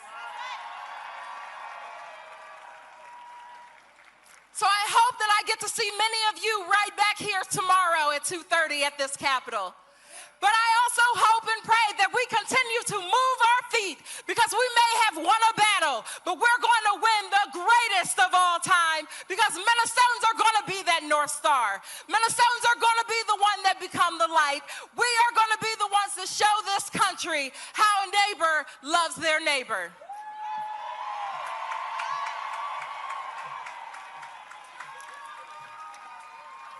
Greetings of peace. I greet you with the universal greeting of peace. Assalamu alaikum. May God's peace be with you. I am Imam Makram El Amin, and I stand before you today as a Muslim. I stand before you as an imam, as an African-American man whose very existence is rooted in the struggle for dignity, justice, and freedom. Oh God, the creator of all, Lord of humanity, you created us from a single soul and made us nations and tribes that we may come to know each other. We ask you this day to bless this gathering, not just for our presence, but for our purpose, not just for our voices, but for our courage. We stand together in this moment where power seeks to concentrate itself in the hands of a few. Where fear is used to divide neighbor from neighbor, where the language of domination is dressed up as order. But we know better. We have seen this before. We carry the memory of oppression in our very bones. And we also carry the legacy of resistance in our spirits. Oh God, strengthen us to speak truth to power, not with hatred, but with clarity, not with violence, but with unwavering convictions. Let us not be intimidated by the machinery of authoritarianism, nor seduced by the comfort of silence. May us all people stand together for justice even when it's inconvenient. Make us people who protect the vulnerable even when it costs us something. Make us people who refuse to bow to any king except for you. And while we stand firm, oh God, strengthen our hearts towards one another. In this interfaith gathering, remind us that our diversity is not weakness, it is our witness. Together, Muslims, Christians, Jewish people, and people of consciousness will form a moral arc that no regime can permanently bend away from justice. Oh God, raise us to a higher level today. Let us be a just rally, not just a rally, but a renewal of our commitment to each other, a renewal of our belief that justice is still possible, a renewal of their courage to build a nation lives in its highest ideals. And when history remembers this moment, let it be said that we did not shrink, we stood. We did not divide, we united. We did not despair, we believed. May God bless you all. God protect this city, and God protect all of those who are working for justice, dignity, and peace. Amen.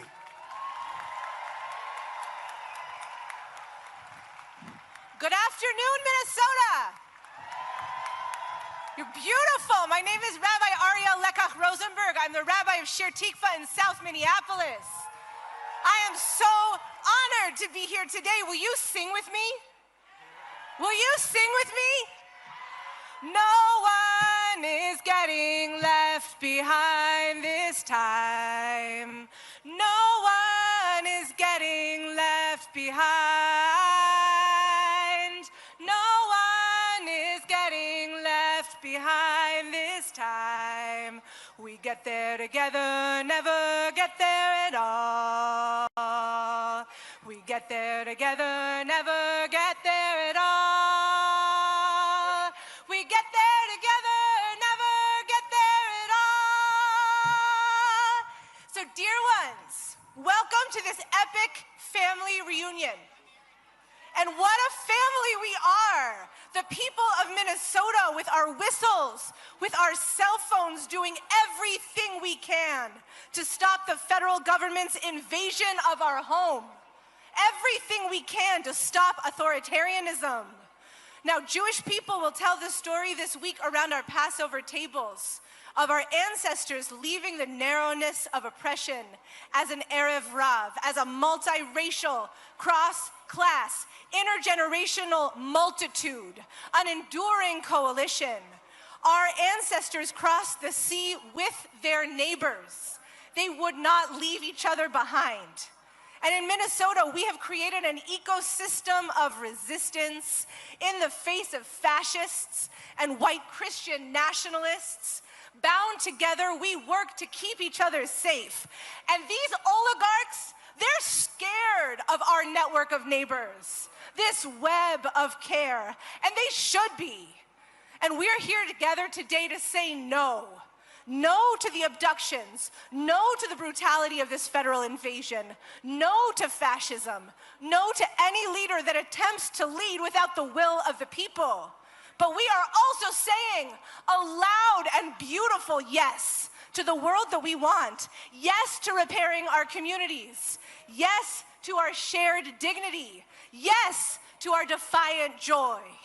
So, Holy One, be with us now, this irrepressible coalition, calling on our neighbors across the country and around the world to join us, to show up with the strength of our no and the chutzpah and the vitality of our yes, that we might build a world founded on a transformative love for one another that gives us the strength to oppose the forces of domination. So, Holy One, make us a people who say yes and yes and yes to one another. Yes to creativity, yes to courage, yes to belonging to this expansive and expanding coalition. No one is getting left behind this time. We get there together or never get there at all.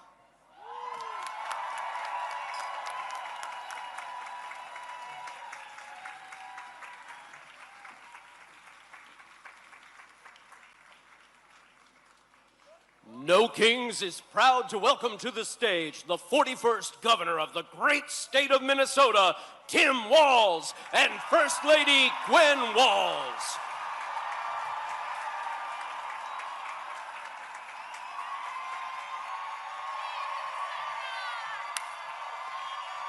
Wow.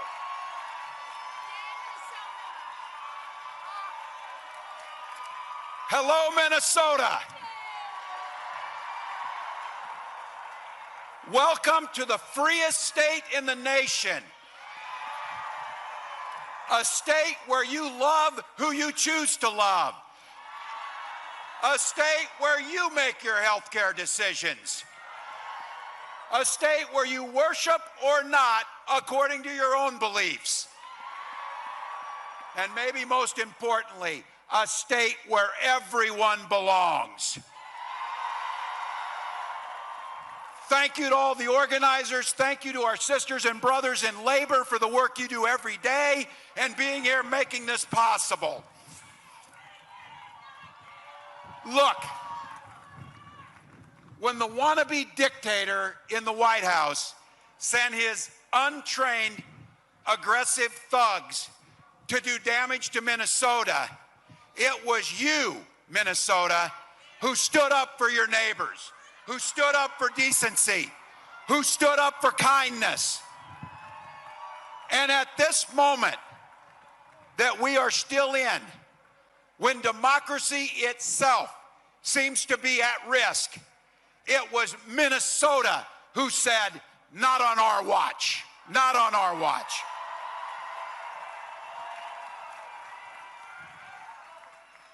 You are the heart and soul of what the nation saw that is good in this nation. But make no mistakes about it. They did damage. They killed Renee and Alex. They traumatized our neighbors. And just be very clear, our weather may be a little cool, but our people are warm and we're fierce. And my message, because this is not over, don't ever mistake our kindness for weakness. We demand justice for Renee Good and Alex Preddy. We demand justice for every single person who was hurt or traumatized. We will never forget what they did here. And I have a message to our immigrant community here in Minnesota. You are seen, heard, valued, and loved. You add value to our state. You are part of the fabric of what is good about Minnesota. And I have to tell you, that is a hell of a lot more than I'll say about anybody in the White House. And I will add a special thank you and a special acknowledgement that we will never leave the side of our Somali Minnesotans. Here's our pledge to you. Our Somali Minnesotans, your great-grandchildren will still be here when that orange clown is in the dustbin of history. You will be here.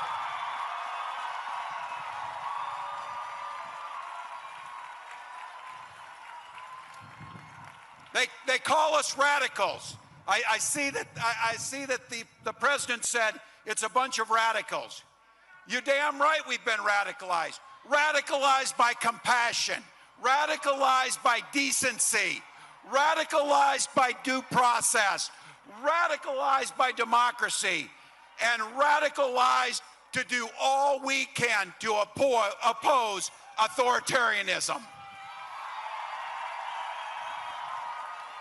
So for those of you watching at home, welcome to the North Star State. Welcome to the land of hope and dreams. And it's my pleasure to be able to welcome somebody who has spent a lifetime giving voice to the working class, expressing our hopes and dreams, our fears, all of the things that makes us human, and has done that with a voice that resonated across generations. So I have to tell you, we're damn sure about this. We need no damn kings. But I'll tell you what I'm glad we have. We do need a boss. Please welcome Bruce Springsteen to the stage.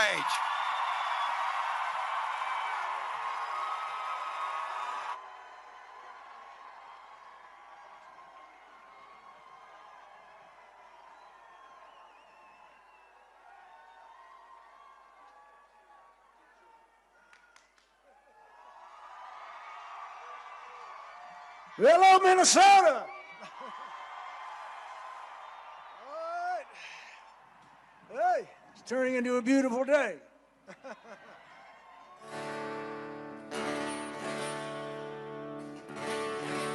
Well, this past winter, federal troops brought death and terror to the streets of Minneapolis. Well, they picked the wrong city. The power and the solidarity of the people of Minneapolis and of Minnesota was an inspiration to the entire country. Your strength and your commitment told us that this is still America. And this reactionary nightmare and these invasions of American cities will not stand. You gave us hope, you gave us courage, and for those who gave their lives, Renee Good, mother of 3, brutally murdered, Alex Preddy, VA nurse, executed by ICE, shot in the back and left to die in the street without even the decency of our lawless government investigating their deaths. Their bravery, their sacrifice, and their names will not be forgotten.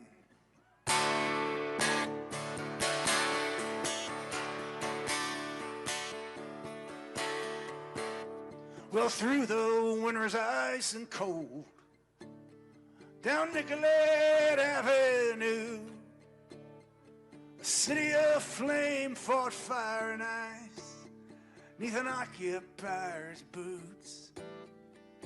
King Trump's private army from the DHS, guns belted to their coats, came to Minneapolis to enforce their law, or so their story goes.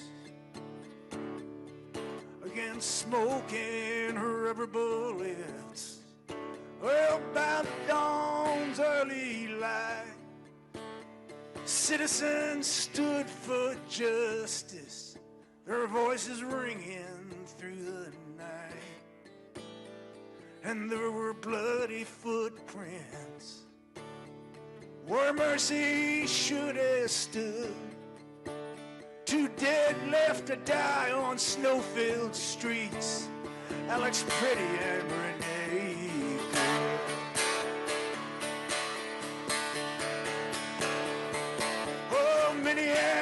Minneapolis, I hear your voice singing through the bloody mist.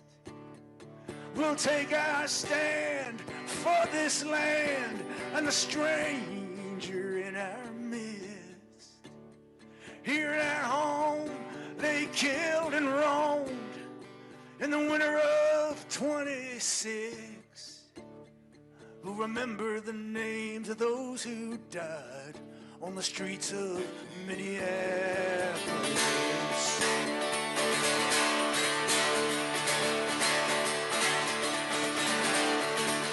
Trump's federal thugs beat up on his face and his chest. And then we heard the gunshots, and Alex Pretty lay in the snow dead.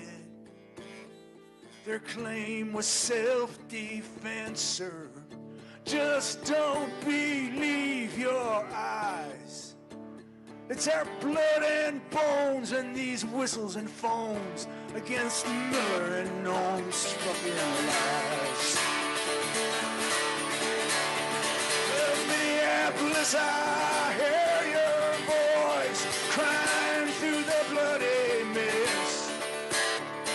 We'll remember the names of those who died on the streets of Minneapolis.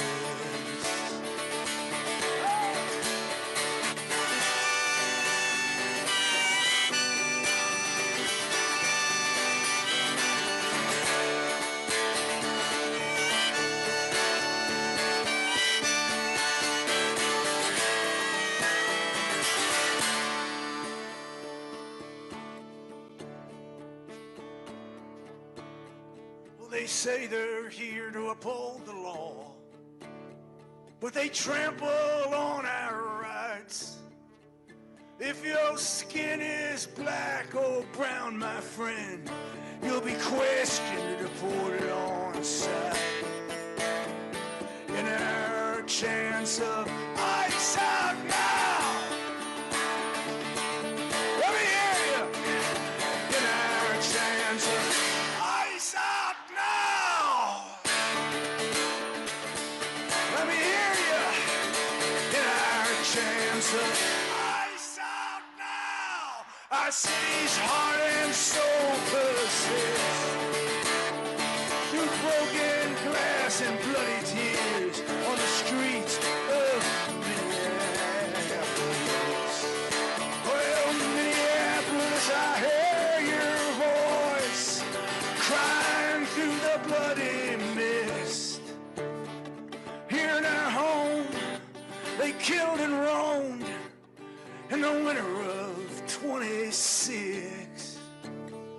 We'll take our stand for this land and the stranger in our midst.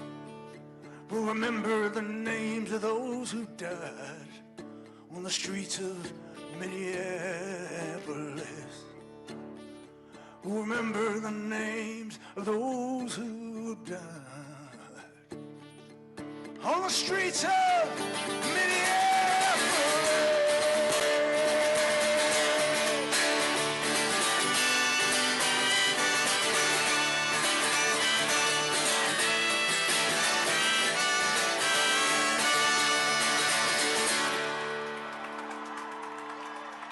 Thank you, Minneapolis, St. Paul. No kings, no war. Thank you, Minnesota.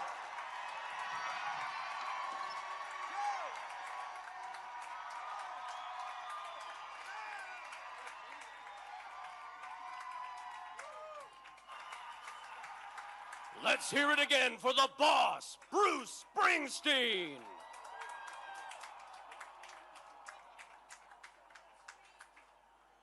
Minnesota has inspired the world with its courage, resilience, and resolve, and that takes leadership.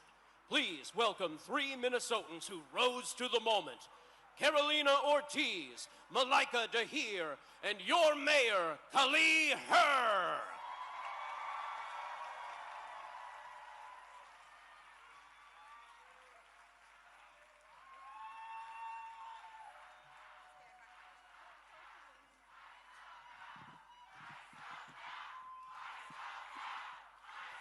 That's right. Ice out now. Good afternoon, America.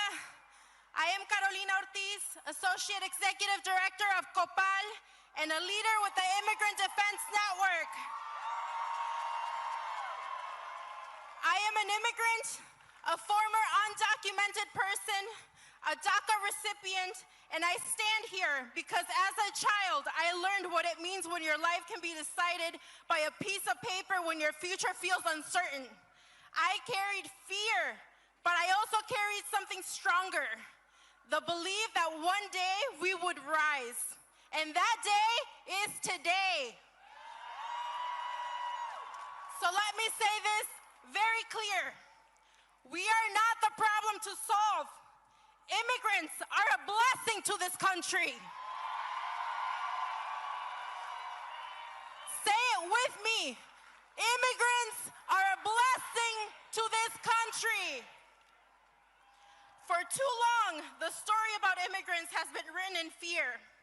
But fear is a poor storyteller because fear only knows how to divide. It cannot see who we really are. We are the hands that build. We are the hearts that care.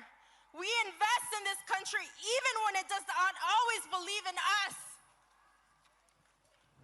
During Operation Metro Surge, our communities were targeted, silenced, and criminalized. Families stopped going to work, to school, because even a normal day no longer felt safe. But even in those moments, we showed up and we protected one another. And across Minnesota, we built something powerful. Together, we trained over 33,000 constitutional observers, neighbors who stood in our communities, watching, documenting, and saying if they come for one of us, they will have to face all of us. This is what courage looks like.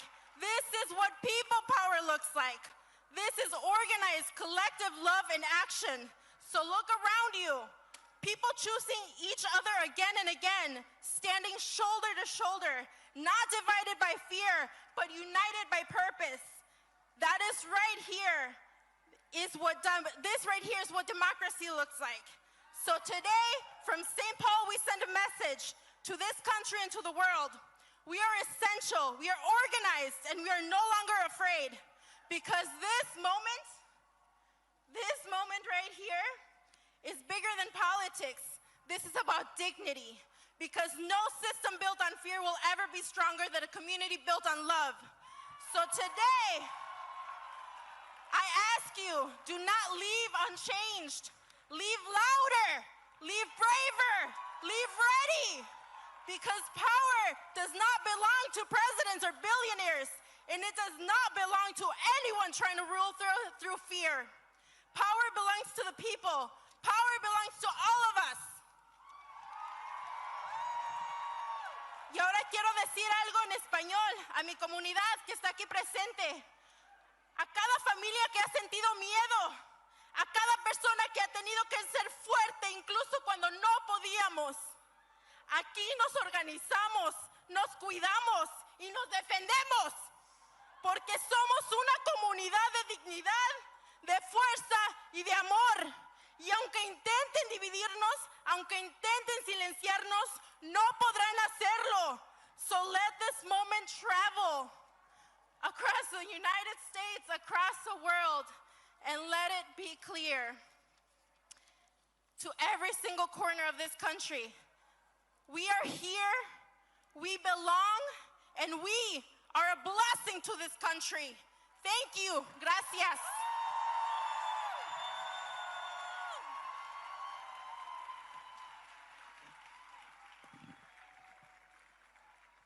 Hello, Minnesota.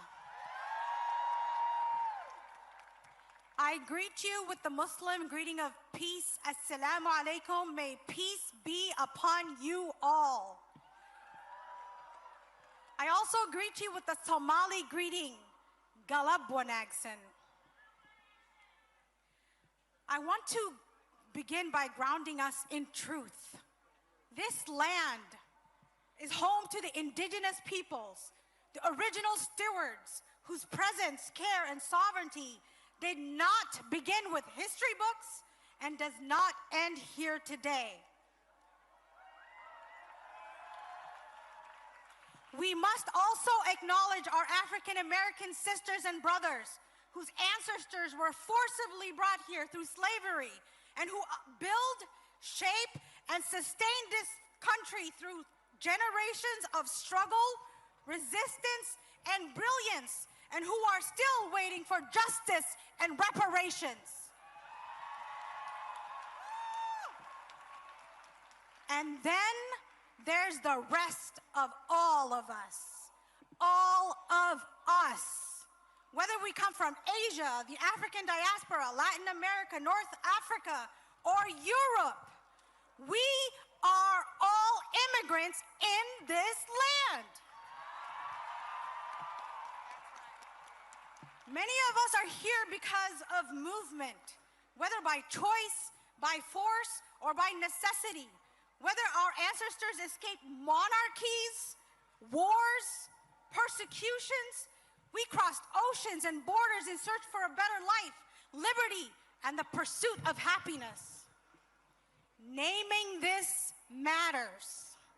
It reminds us while our stories are different, they are deeply connected through histories of displacement, resilience, and the struggle for dignity. And now I'm going to holler a little bit at my Somali sisters and brothers. Somali people are people who have known hardship, war, displacement, famine, the uncertainty of starting over. Many of us carry stories of loss, but alongside these stories is something just as powerful: survival, strength, and the refusal to be erased. Because even when borders shift, our identity does not. As a Somali American, we carry the stories of 1,000 sunrises over the Horn of Africa. We carry the strength of our mothers, the resilience of our fathers. We come from people who have survived war, displacement, and started over and over from nothing.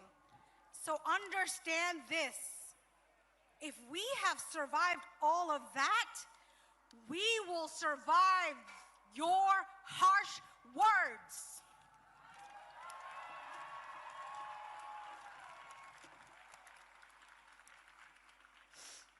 As immigrants, we rebuild, we adapt, we learn new languages while teaching our children our old ones. We contribute to the places that we arrive in with our labor, our culture, our ideas, and our very spirits. We stand as proof that identity can survive distance, that culture can survive disruption, and that people can rise again and again under the warmth of other suns and the cold of Minnesota winters. What we ask is simple: the right to hold on to who we are while becoming a part of where we are. The right to belong without having to erase ourselves. Because when immigrants thrive, our communities grow richer, not just economically, but culturally, socially, and morally.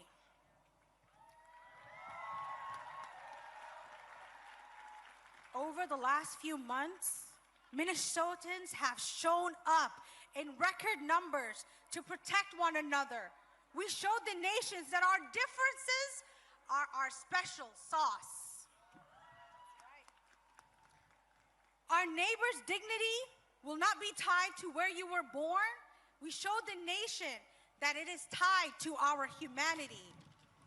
Today, we stand at a moment in history that demands more than reflection. It demands action. Across the world and here at home, we are witnessing rising tensions and rising gas prices. We see policies that reshape who belongs and who is protected. We are seeing our authorities tested, expanded, and sometimes concentrated in ways that call for vigilance. This is not a moment for silence. It's a moment for clarity. And let us be clear: no thrones, no crowns, and no kings.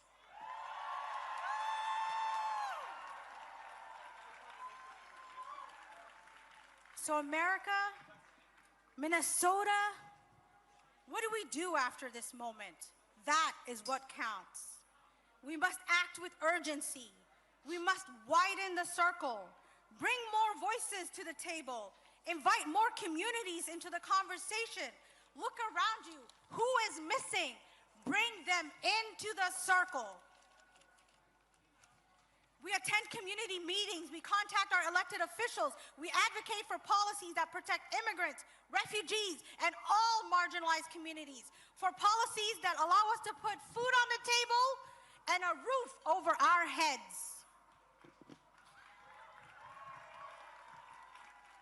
We organize, we participate, and we show up. And Minnesota, we showed the country that that is what we do.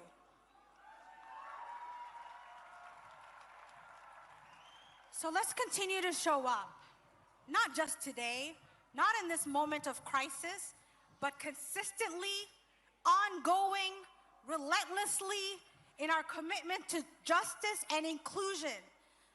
We roll up our sleeves and get to work towards meaningful and systemic change.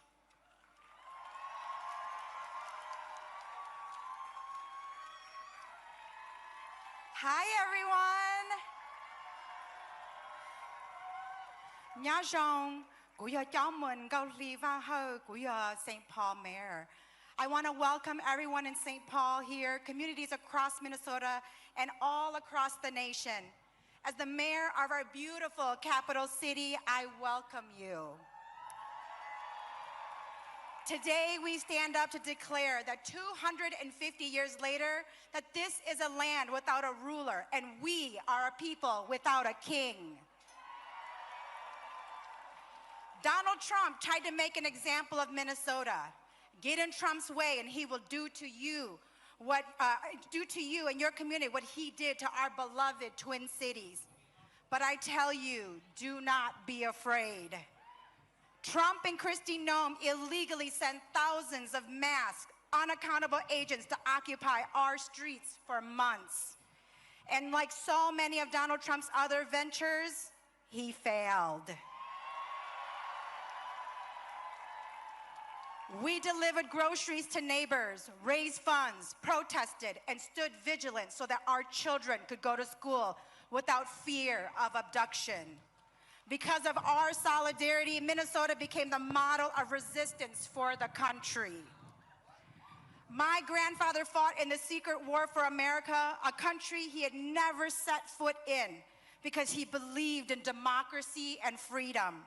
My family fled this war as refugees to bring their children to a country where they would be free from tyranny and oppression. They could never imagine their children would end up living in an occupied city, too afraid to open their blinds and leave their homes. The occupation our community experienced is not who we are or should be as a country. I shouldn't. You shouldn't. Your children should not have to carry around their passports in fear of unlawful detention. We are not defined by the tragedy we experience, but by how we respond to it. Donald Trump, your actions speak for who you are, and the chaos of your lawless agents is yours to bear. St. Paul and Minneapolis have shown that strength comes from the people, not from a king. The lessons we learned, the unity we built, the communities we created during this crisis will endure. We know who our neighbors are, and we will always stand with them in power and in love. As mayor of St. Paul, I want to thank our partners in the state, Governor Walz, Lieutenant Governor Flanagan, Attorney General Keith Ellison, my partner across the river, Mayor Fry, our neighboring cities and communities, the Minnesota ACLU, Twin Cities Indivisible, and most of all, I am grateful to all of you who stand with me when I say, no kings! Thank you.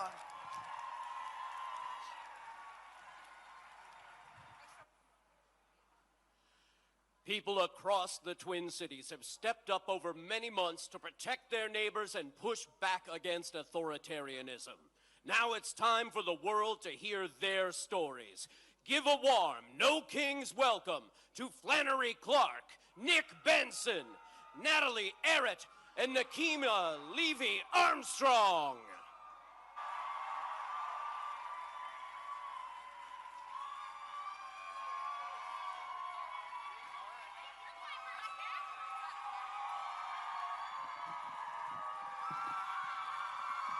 Hello, Minnesota.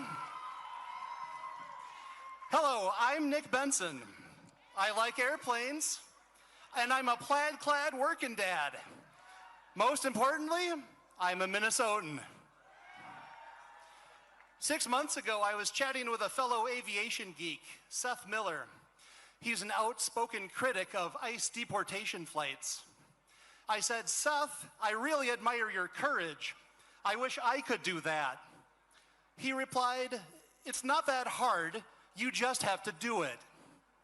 Now I'm here, volunteering with Minnesota 5051.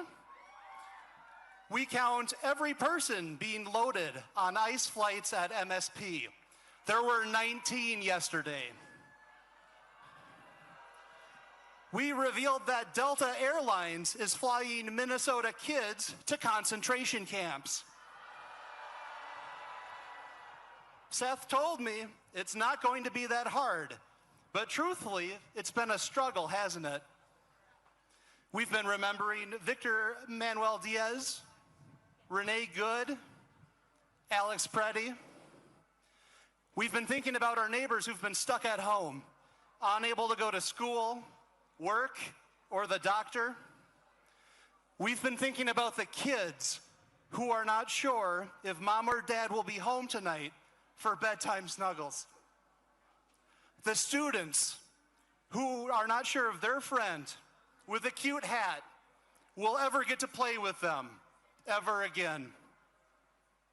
We've knelt in apartment hallways, Spanish over speakerphone, explaining that we were there to help. We've woken up full of rage after a nightmare, discovering ICE agents lurking in another place that used to be safe. It wasn't easy, but we had to do it. But what if Metro Surge wasn't the end? What if it was just the beginning? What if the upcoming year is worse than the year before? Silent businesses, complicit institutions, and cowardly politicians keep failing us, but you don't have to. My fellow Minnesotans, I'm giving each one of you here today explicit permission to act with courage. It's not that hard, you just have to do it. Be the neighbor that Mr. Rogers knew you could be. Be a helper.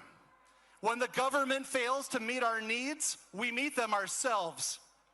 We feed each other, clothe each other, and care for each other. We keep us safe. So when others are silent, speak up. Stand up for health care, education, childcare, and housing. No kings is a great start, but we also need to be done with cowards. When I say no kings, you say no cowards. No kings. No kings. I love you, Minnesota. Fuck ICE.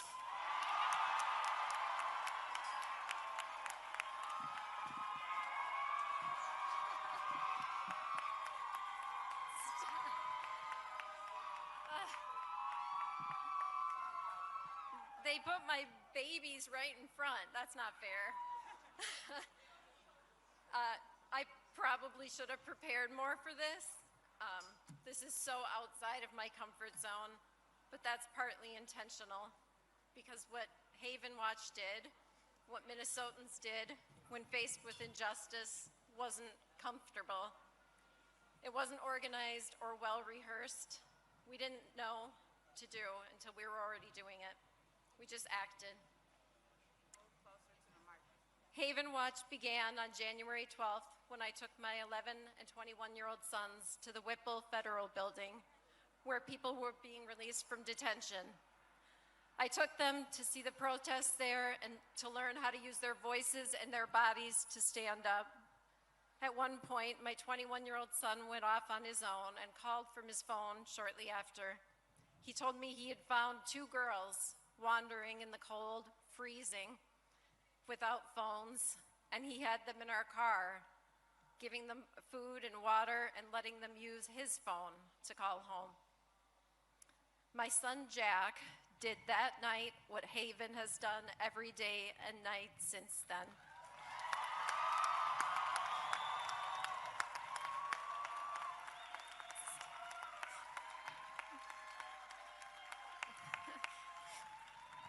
If anyone was going to be the spark that started Haven Watch, it was him. 3 years ago, Jack was diagnosed with brain cancer his senior year of high school, and he went through more in that year than many of us will in a lifetime, and nearly died more than once. He has always been kind, but that experience changed him. He understands now what most of us don't, how short life can be, and how important true human connection and kindness is. While I don't wish his forced perspective on any of you, I think we can learn from it. Don't walk past suffering. Act, even when it's not easy. Because that's what he did, and that's what Minnesota did, and that's what our incredible volunteers did. They paused their lives, mostly strangers, and showed up to stand and watch at a gate. Minnesotans acted on behalf of each other without a plan or regard for their own safety or comfort or even lives. We acted for each other, and that's something we should expect from ourselves every day. There's nothing extraordinary about me or Haven Watch. Sorry, guys. And I mean that in the best way possible, because it means what we did is something anyone can do. Don't notice the small everyday opportunities to show kindness that are so easy to ignore, and don't ignore them. While ICE's presence in Minnesota may be less visible, the struggles of many in our immigrant communities are no less real. Their need for continued support and care is real. It doesn't stop when the attention fades, and it requires us to keep showing up. The only reason I did this, and I'm up here incredibly nervous and uncomfortable, is because I hope people here can see themselves in what we did and say, I could do that.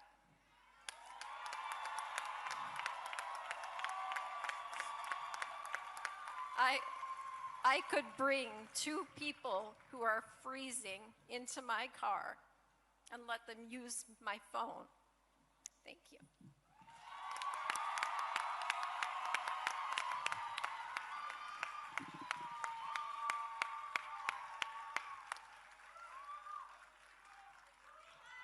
How y'all doing out there?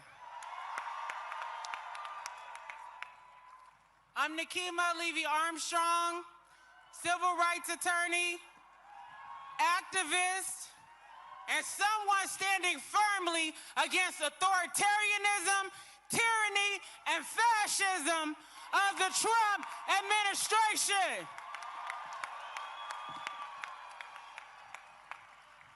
They tried to underestimate the people across the state of Minnesota, but we showed them, hell no, we won't go. That we'll continue standing up for the rights of our immigrant brothers and sisters.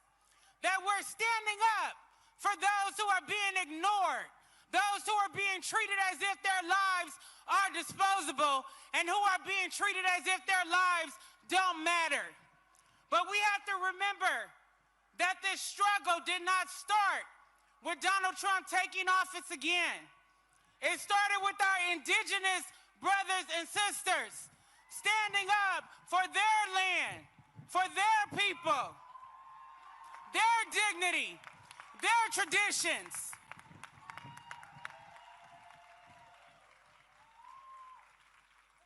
And I'm here standing on the shoulders of the black women and the black men and children who came before me. Harriet Tubman, Rosa Parks, Fannie Lou Hamer, Sojourner Truth, and so many others who stood up for freedom, justice, and equality. We cannot forget about the struggle of those women who organized in our communities, who taught us that we matter. And when they fought, we all win.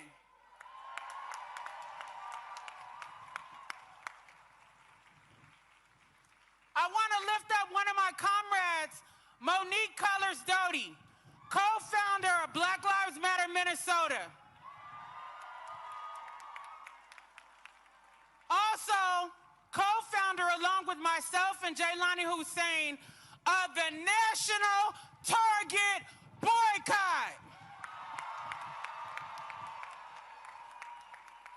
The National Target Boycott started right here in Minnesota, where Target is headquartered.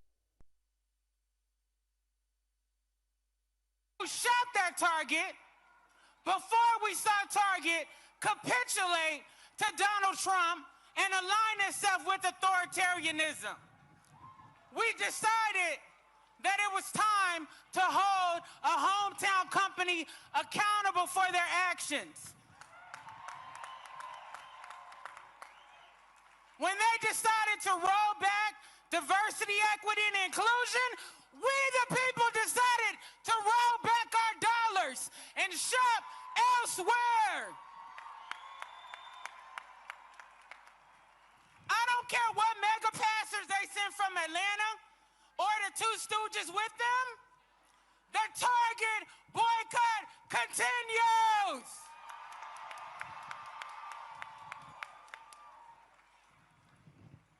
I also want to lift up the more than 200 Minnesotans who are currently facing state and federal charges for standing up against the Trump administration.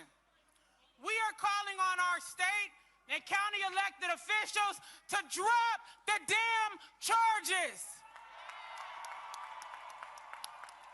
These people put their lives, bodies, and livelihoods on the line for our freedom and the freedoms of people across this country. Myself, along with Monique and other black women, are also co-organizers of the city's church protests that took place on January 18th during Dr. King weekend. There are 39 of us right now, the righteous 39, who are being charged by the Trump administration for standing up for freedom, justice, and equality. We need to stand behind those of us who are calling out ICE, fascism, tyranny, and authoritarianism on behalf of the people, standing up for our immigrant neighbors, standing up for Renee Good, standing up for Alex Preddy, and calling for justice.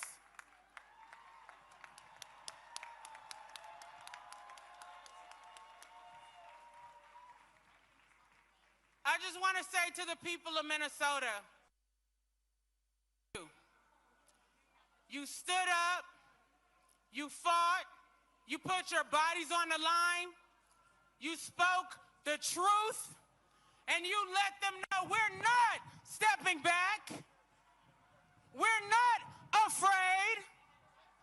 We will continue to rise up for the people of this country, for our immigrant neighbors, and for the future of our democracy. All power to the people!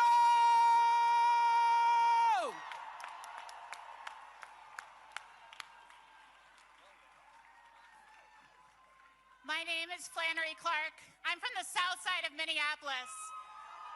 And for 117 days and counting, I've been wearing this whistle around my neck. I have no plans to stop anytime soon.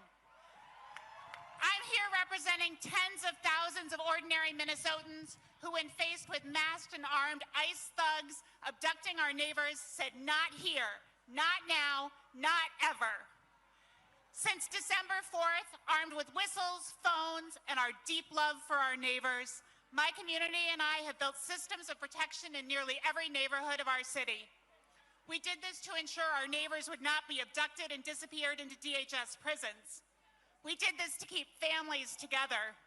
We did this because we knew even if we could not stop every act of terror, the least we could do was bear witness.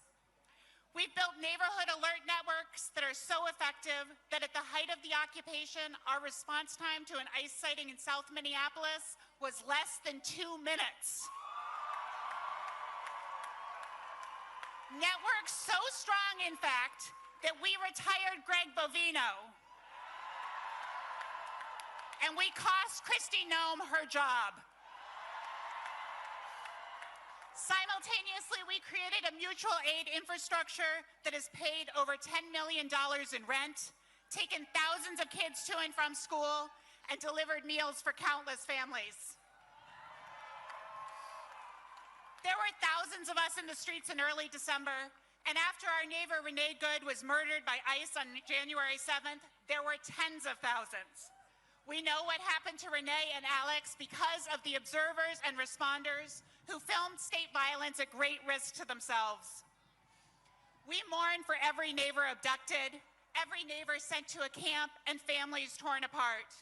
And we will never know how many families were kept together safely in their homes because of the courageous actions of our neighbors. How many were warned with a whistle, or a signal chat, or a patroller on the corner. The rapid responders of Minnesota are heroes, but they are also ordinary people. These neighbors of mine, these absolute heroes, were tear-gassed, harassed, and came right back in the streets. Heroes who unfailingly blew a whistle every time they saw an ICE agent, who recorded every abduction so no neighbor would disappear in darkness. Heroes who understand that it's our moral imperative to stand up, even when it's scary, even when we are terrified, even when guns are pointed at us. I am representing tens of thousands of people whose names you will never know. I'm not here to take credit for them, but I am here to tell you that your neighbors are heroes. They are heroes in thousands of different ways, most of which we will never know. I've never been so proud to be from Minnesota. I am so proud to have seen us step up and become the community we have always needed, to build the world that we know we won't ever stop fighting for.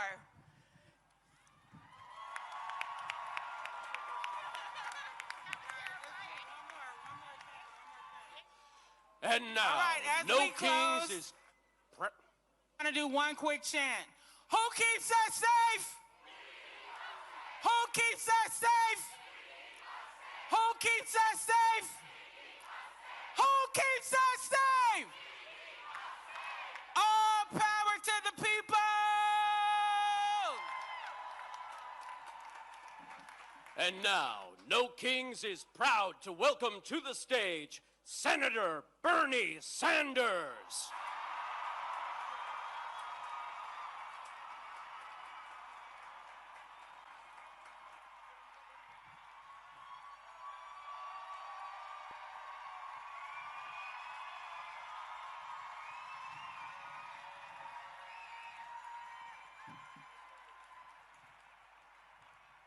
There are a lot of people here. Thank you, Minnesota. And let me thank Indivisible, Move On, 5051, and all of the organizations that have made this great event possible. And thanks to the millions of Americans from our smallest towns to our largest cities in every state in our country who are gathering today at thousands of rallies. It is absolutely appropriate that we hold a major No Kings rally right here in the St. Paul, Minneapolis area. When historians write about this dangerous moment in American history, when they write about courage and sacrifice, the people of Minnesota will deserve a special chapter for themselves.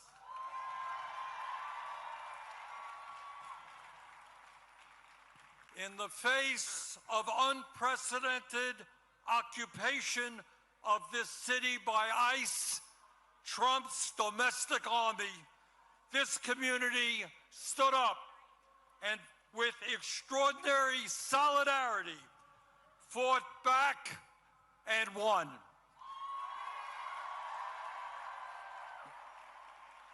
Minnesota showed the American people and in fact the world what democracy is about, what grassroots activism is about, and what standing up for the American ideals of freedom and justice is about.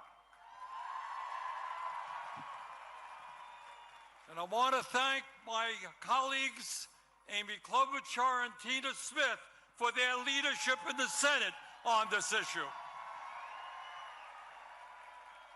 And today, we remember and honor two brave Americans, Renee Good and Alex Preddy, who lost their lives in the struggle. And we promise their families and their friends that these two heroes will not have died in vain.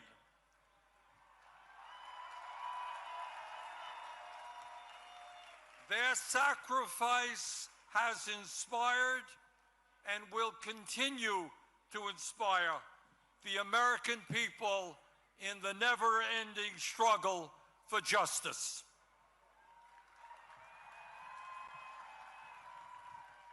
As all of you know, we are living in an unprecedented and dangerous moment in American history. In many ways, the future of our country, and in fact the entire world, is hanging in the balance. And the actions that we take now will determine what the future looks like. The choices that we face are clear. In the wealthiest country in the history of the world, at a time of massive breakthroughs in technology, we now have the opportunity to create a nation in which all people can enjoy a dignified standard of living, where we wipe out bigotry and hatred, and where all of us can live in peace and participate in a vibrant democracy.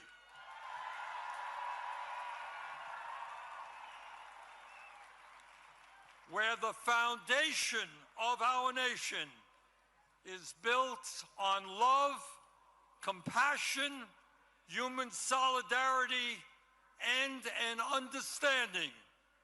As your great former senator, the late Paul Wellstone, said,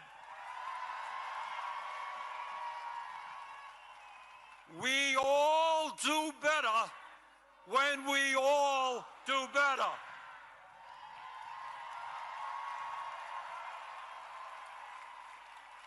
And that is one vision for the future, a vision that, in my view, the vast majority of the American people share.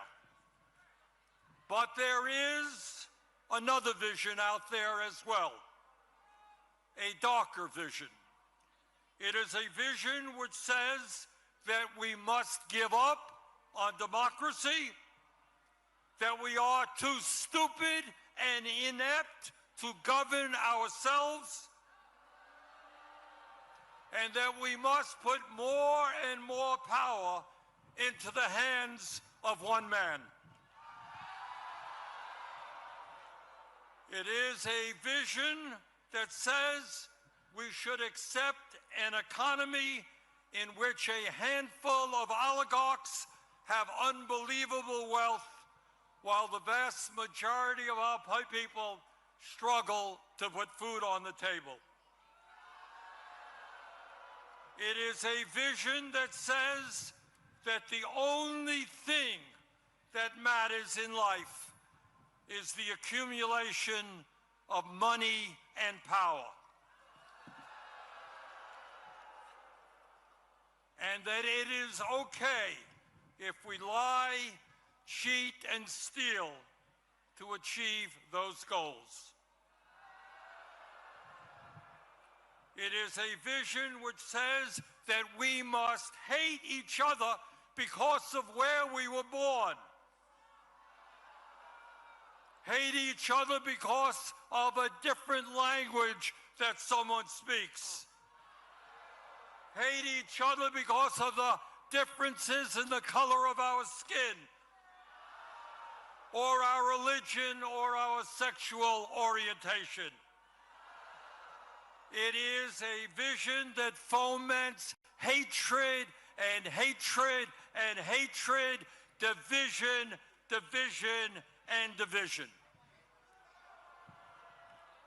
It is an Orwellian vision which says that we must live in a constant state of fear, that we must always have an enemy, and that we must always be at war. It is a vision which says that we have unlimited amounts of money for bombs and guns and killing, but never enough money to feed our children, provide affordable housing, or enable our parents to retire with dignity. Today, here in Minnesota, in Vermont, and in every state in the country, we say loudly and proudly that as Americans, we will never forsake our heritage. We will never accept authoritarianism. We will never accept oligarchy. And we will never accept a president who is a pathological liar, a kleptocrat, and a narcissist who is undermining the Constitution of the United States and the rule of law every day.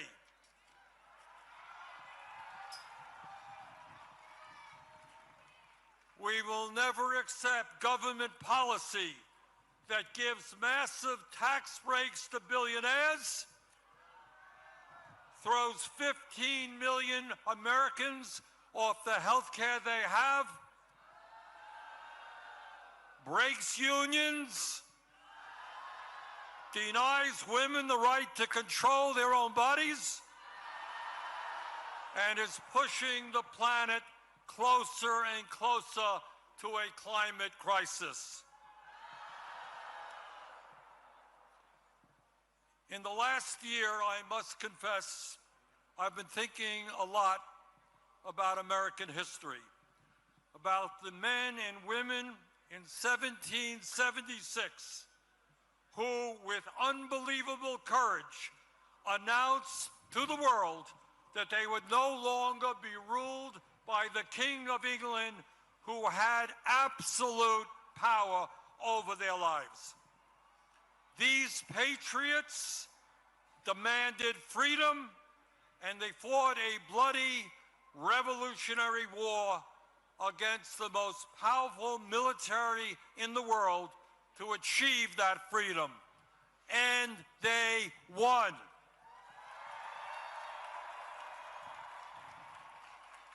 And after their military victory, they established the first democratic form of government in modern history. In 1789, they said loudly and boldly to the entire world, here in this new nation of America, we don't want kings.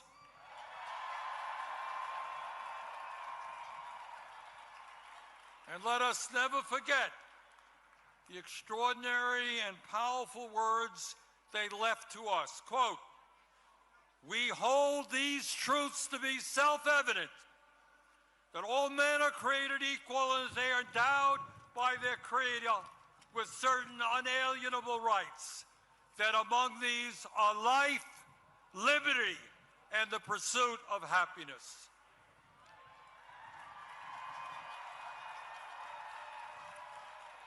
And today, in 2026, our message is exactly the same. No more kings. We will not allow this country to descend into authoritarianism or oligarchy. In America, we, the people, will rule.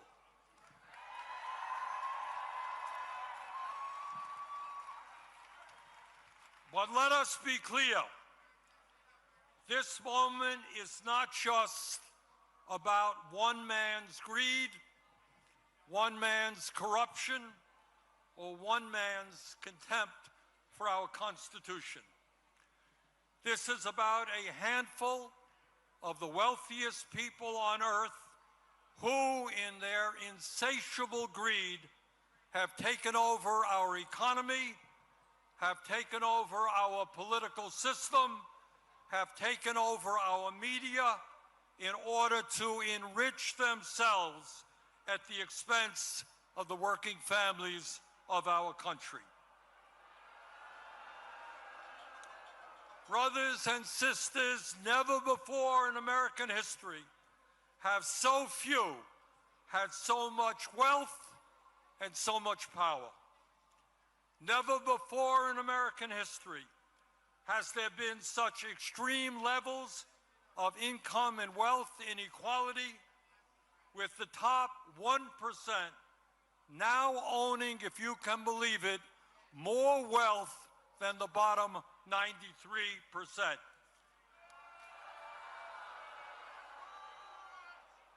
Never before in American history had we seen the super rich expand their wealth so rapidly. Last year alone, after receiving the largest tax break in history, 938 billionaires in America, fewer than 1,000 people, became $1.5 trillion richer. And our president, honest Donald Trump, became over $1 billion richer himself. Never before in American history have we seen a ruling class within a corrupt campaign finance system spend so much money to buy politicians. In the coming midterm elections, the billionaires will spend many, many hundreds of millions of dollars to make sure that government continues to work for them and not working families. Meanwhile, while the richest people in America become much, much richer, 60% of our people here in Minnesota, in Vermont, and all over this country are living paycheck to paycheck, struggling to put food on the table, struggling to pay their rent and their mortgage, struggling to pay for child care and education, and struggling to put a few bucks aside for a decent retirement. In America today, tens of thousands of our people die every year unnecessarily because they cannot afford to go to a doctor. And unless we change how our economy works, our younger generation, our kids, for the first time in modern history, will have a lower standard of living than their parents. So today, we not only say no to Trump's authoritarianism, we say no to Mr. Musk, no to Mr. Bezos and Mr. Zuckerberg and Mr. Ellison and all the other multi-billionaires. You cannot have it all. We will create an economy that works for all Americans, not just the 1%.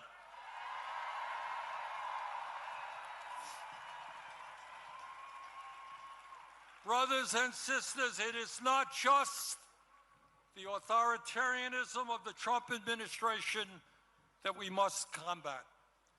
It is not just the oligarchs and their insatiable greed that we must combat.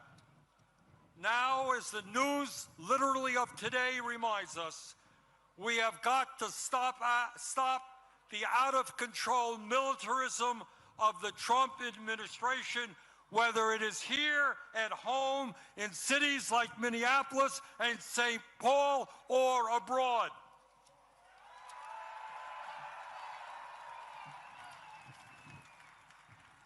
Let us be honest. The American people were lied to about the war in Vietnam. We were lied to about the war in Iraq. And we are being lied to today about the war in Iran. This war must end immediately.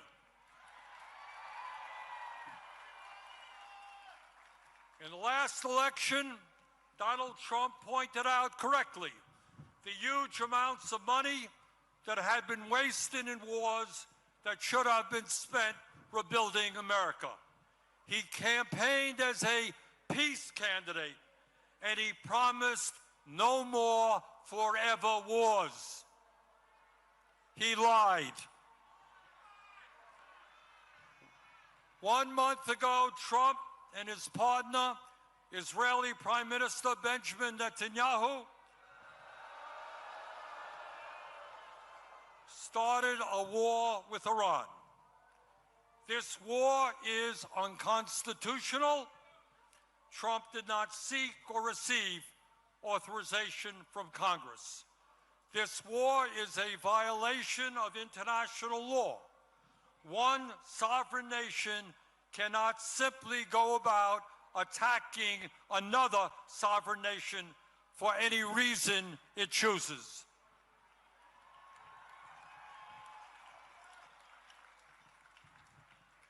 Since this war began, 13 American soldiers have been killed and hundreds have been wounded, including another 12 yesterday.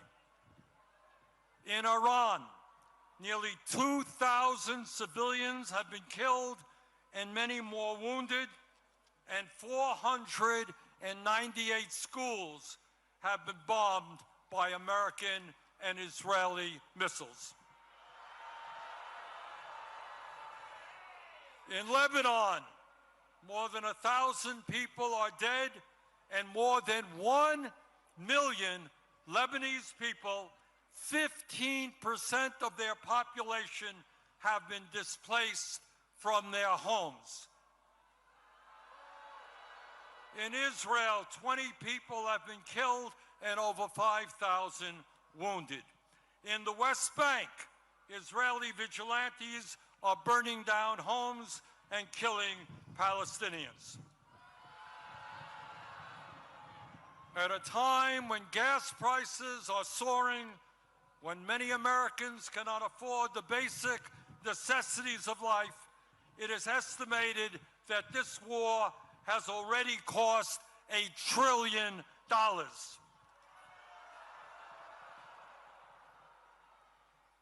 At a time when the American people are politically divided, there is one issue that is bringing us together. Conservatives, moderates, and progressives are speaking out in unison: end this war.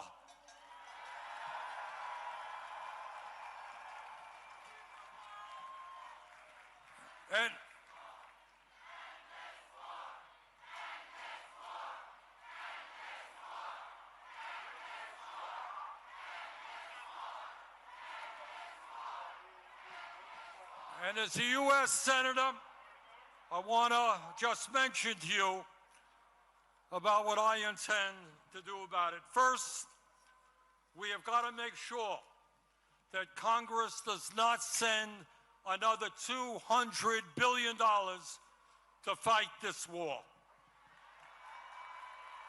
Trump's supplemental appropriation for the war in Iran must be defeated. Secondly, I will be forcing a vote in the Senate on legislation to block the sale of nearly $1 billion in weapons to the Israeli military for bombs and bulldozers.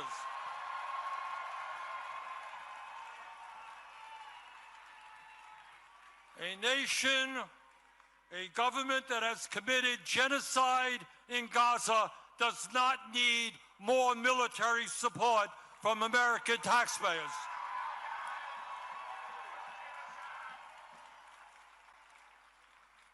My fellow Americans, we are all proud to live in a country which throughout our history has inspired people throughout the world to struggle for freedom, for democracy, and justice.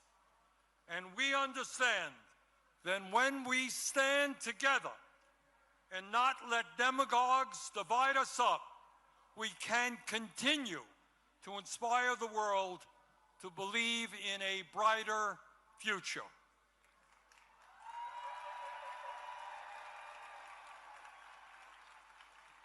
Yes, we can create a vibrant democracy by ending Citizens United and not allow billionaires to buy elections.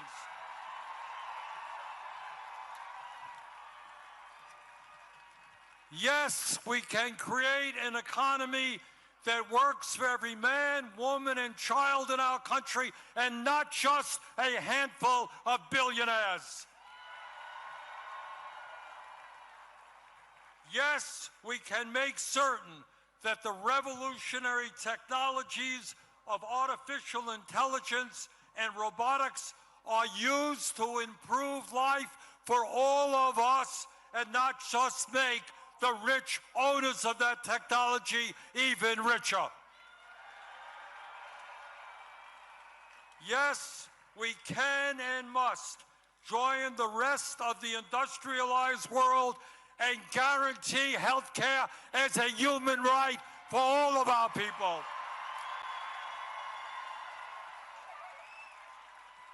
Yes, instead of spending $1 trillion a year on the military, we can wipe out homelessness and build millions of units of low-income and affordable housing.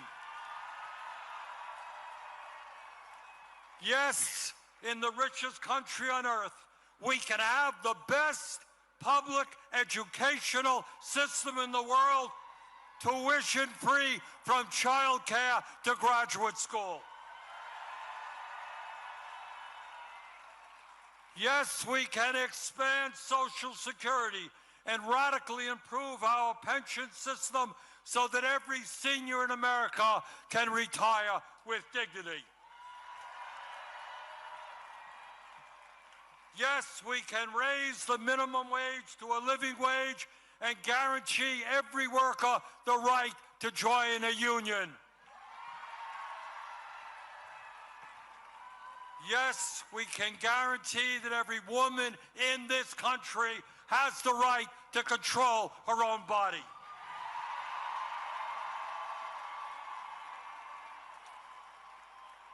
And yes, when billionaires are paying an effective tax rate lower than a truck driver or a nurse, we can and must make certain that the top 1% and large profitable corporations start paying their fair share of taxes.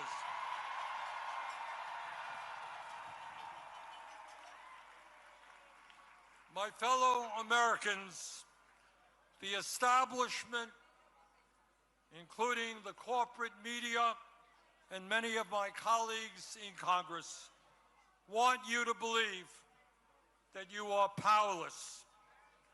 They want you to believe that you cannot change the status quo, that because of their wealth and their influence, there is nothing you can do to combat them. But that is a lie.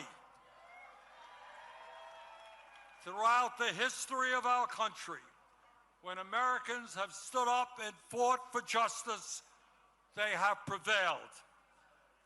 The founders of our country did it when they stood up to King George. The abolitionists did it when they ended slavery. The working class did it when they stood up to their bosses and formed unions. The suffragettes did it when they demanded that women have the right to vote. The LGBT community did it when they demanded basic human rights. Time and time again, in difficult moments in American history, our people stood up, fought back, and won. They did it then, we can and will do it now.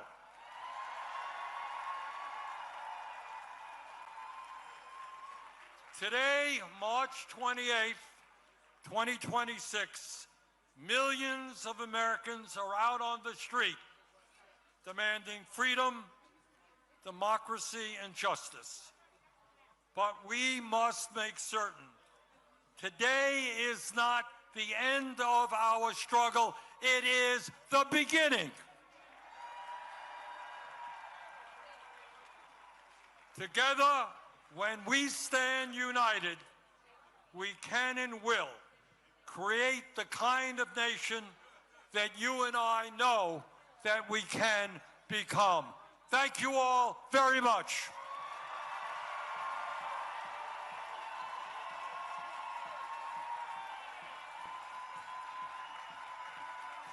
And now, please welcome to the stage Congresswoman Ilhan Omar.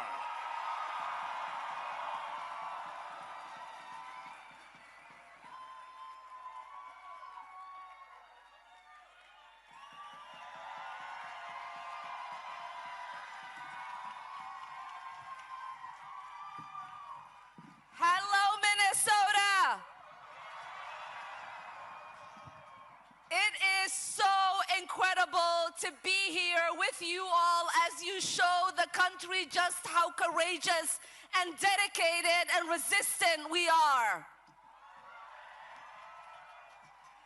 In the United States of America, we pledge allegiance to the Constitution and the flag, not to a person or a king. I came to this country as a refugee. To me, America was a beacon of hope, a place where freedom wasn't just a word, but it was a promise. I arrived here when I was 12 years old. I could have never imagined the day would come when we were staring down at this kind of creeping authoritarianism in the United States of America.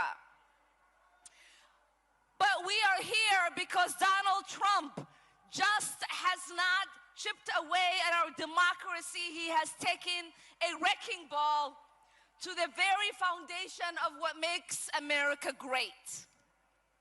He has tried to intimidate Minnesotans. He has tried to make us afraid. He has tried to divide us. But we stood strong. We have had each other's back, and we have never bent the knee. Because in Minnesota, we are built different. We do not cower to bullies. We are Minnesota strong. What we are seeing right now is bigger than what is happening here. Operation Metro Surge was just the tip of the iceberg. We are witnessing a full-scale assault on our rights, our institutions, and the rule of law. We have an administration that is openly and brazenly breaking the law and is acting like the Constitution is optional. And while they are doing that, they are shamefully and blatantly lying about every single thing they are doing. There were hundreds of millions of dollars in oil futures traded just minutes before a sudden reversal in U.S. policy towards Iran. This is not a coincidence, it is corruption. At DHS, we got a reckless spending spree, planes, vanity projects. It's like a billionaire's midlife crisis, except the American people are paying for it. While the Pentagon keeps failing its audits year after year, somehow they are able to find the budget for steak and lobster.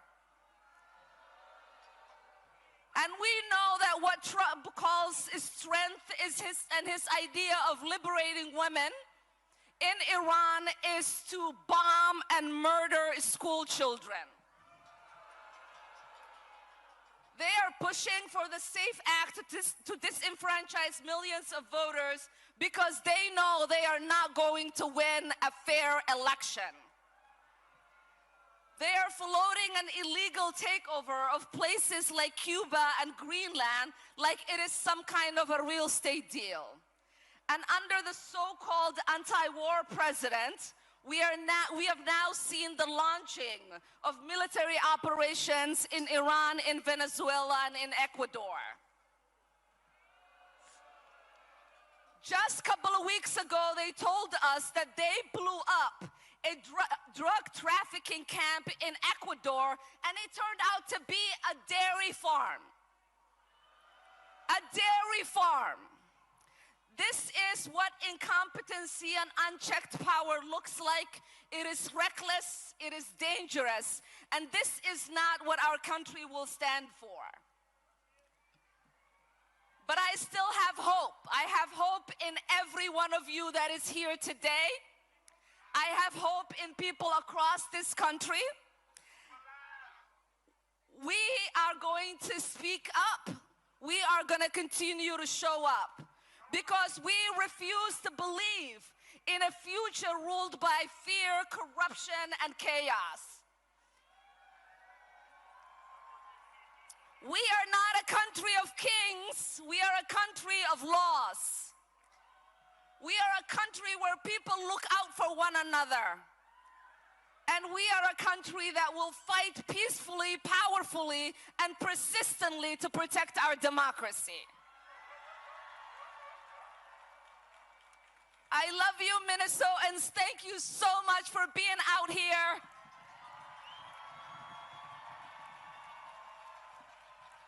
And now it is my honor. It is my honor to introduce a lifelong hero of mine, the incredible, brave, courageous Jane Fonda.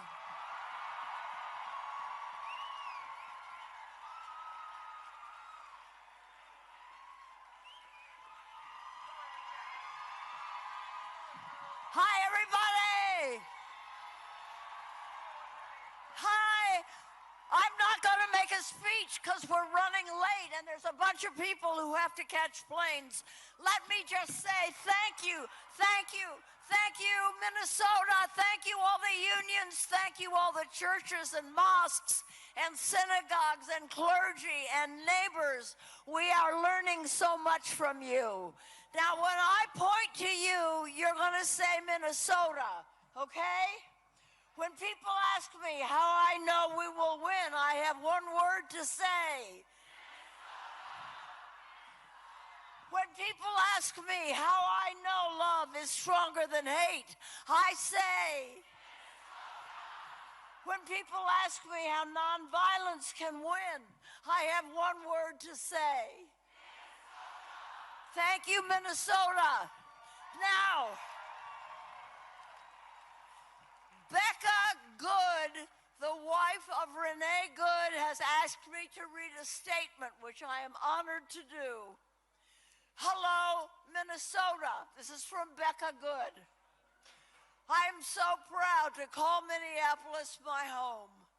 I can't stop talking about how absolutely beautiful it is to see how Minnesota shows up for its people. I want to say thank you for how you've shown up for me. How you've shown up and shown out for all the people victimized by this horrible moment in history. So many people have reached out to me and surrounded me with safety and care. And I know I am not alone in feeling in awe of your generosity. Neighbors are paying people's rent and groceries. Hundreds of businesses become community hubs. This is beautiful. And beyond Minnesota, people all over the country and the world care about what happens here to all of us. I've received cards from elder grandmas saying, this is not what I voted for. I feel it, Rebecca says. I feel it, the immense love. And now other cities are taking their cue from what we've learned and creating new ways of caring for each other. Right on. And I want you to know that my sweet dog Wapsie is okay. All right. We love dogs. She is my sidekick and best friend for 12 years, and she is healing alongside me from what we lost that day. The reality is I am so heartbroken. I miss my wife. The world now knows that my wife sparkled with sunshine and shone with kindness that is unmatched. We were robbed of an incredible human. It has made people pause and take a breath and have to choose sides. We choose the side of love. Yes.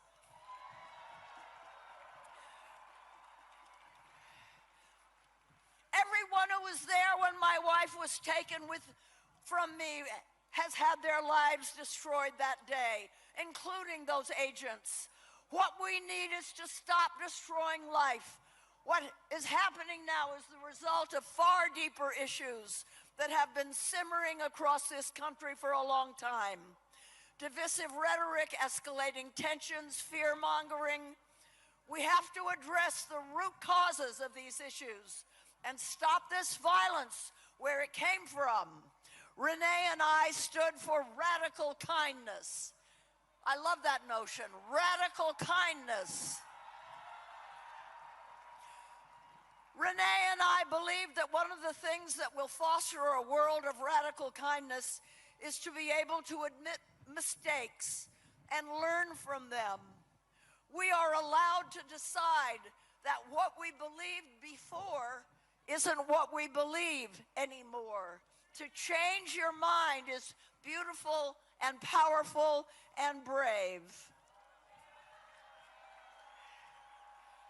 Renee and I believe that the love that's needed to build a world where we care for everyone already exists. Yeah, it already exists. Look at you all. And I see now that this is true. I have seen it. We have all seen it. And it sparkles. because we know we can do better together. This is not the America I was told existed. I was told we are the people. I did not ask to be thrust into the spotlight or to be expected to speak out.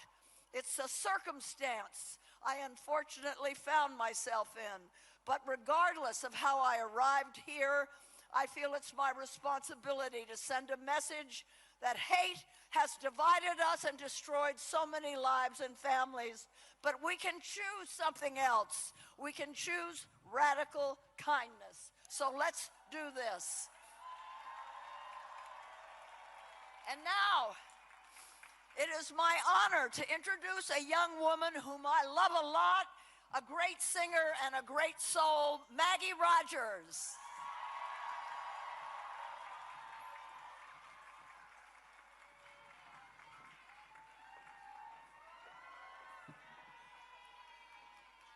What's going on, Minnesota?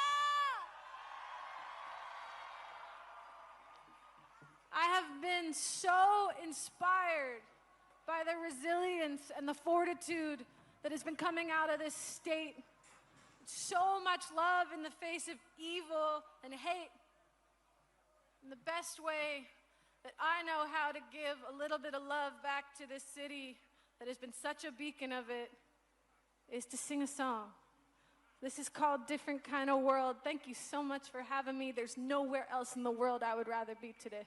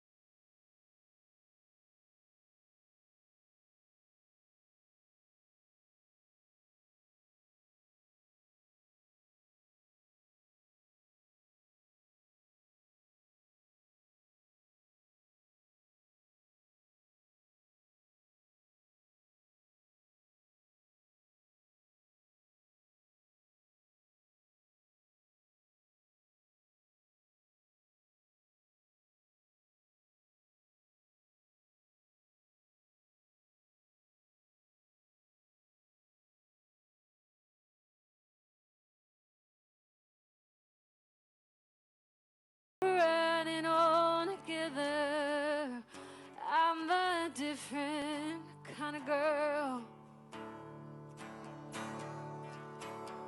Na, na, na, na, na, na, na,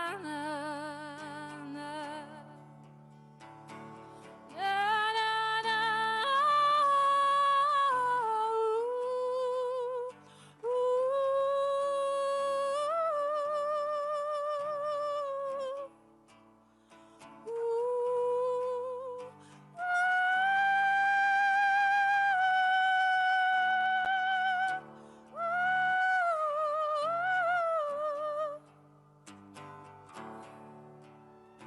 when we're riding all together, it's a different, I'm a different kind of girl.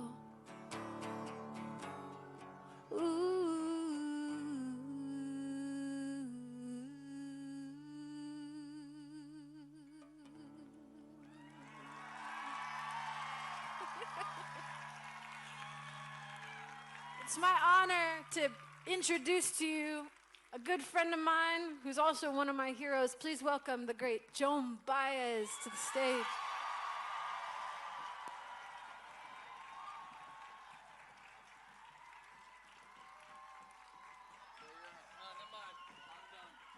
Here we are. Come over here. Are we going here? All right. Just gonna be moaning a tiny thing, and then I'll come and sing with you. Thank you, Maggie. I'm honored to be standing in resistance with all of you today. On this stage, in this city, at this moment. For those of us who believe in the power of nonviolent resistance, and those of you who didn't, you have shown the way with your courage, determination, and decency. Thank you, Minneapolis.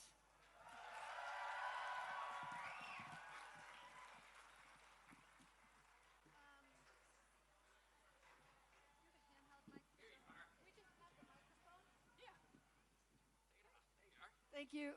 Joan, there is... Okie doke. Yeah? Yeah. All right. I'm going to stand right here. I'm going to stand right here. Perfect.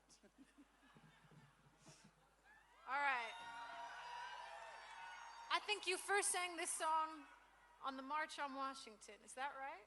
I sang this song for the first time with Dr. Martin Luther King in Grenada, Mississippi, actually, and then again on the March on Washington.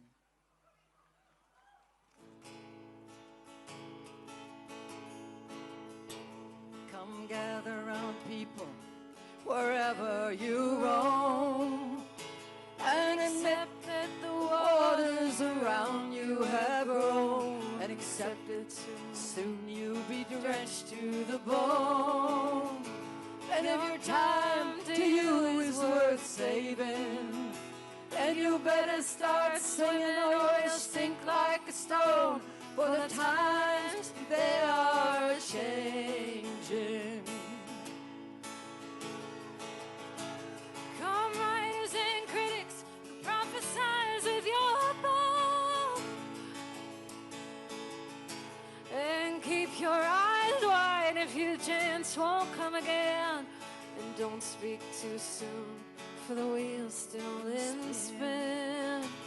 There's no telling who that it's naming, for the loser now will be later to win, for the times they are changing.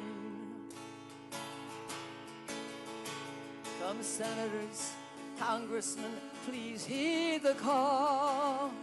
Don't stand in the doorway, don't block up the hall, for he who gets hurt will be he who has stalled. And there's a battle outside and it's raging. It'll soon shake your windows and rattle your walls, for the times they are changing. Make some noise for Tom Morello. Woohoo!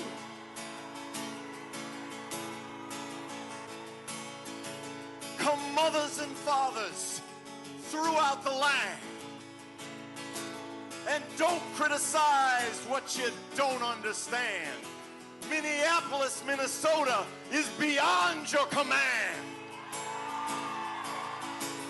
Your old road is rapidly aging, so get the fuck out the way if you can't lend a hand. The times they are a-changing.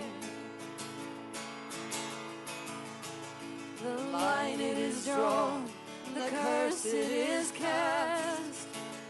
So what now will later be fast, as the present now will later be past.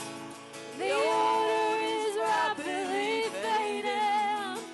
The first one now will later be last, and the times they are changing. For the times they are changing.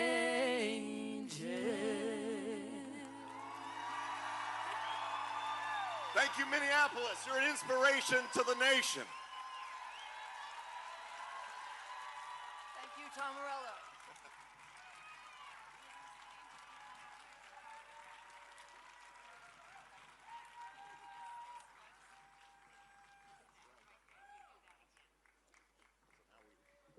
Thank you, thank you, thank you.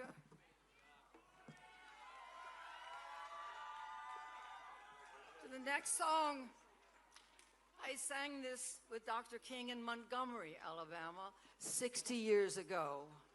I'm deeply moved to sing it here today with two groups you all know.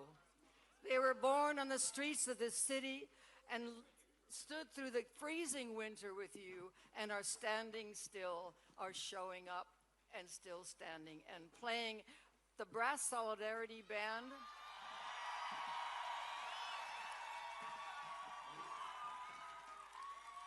Formed spontaneously after the murder of George Floyd. It is a joyous celebration of the power of music.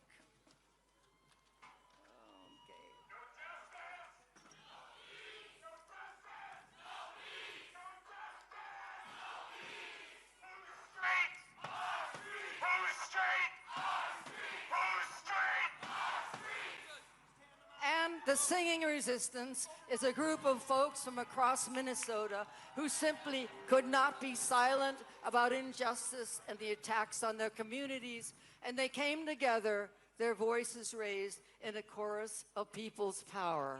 I'm proud to be with you all here today. And now, please join us. You all here? Oh, wonderful. Okay, to this next song.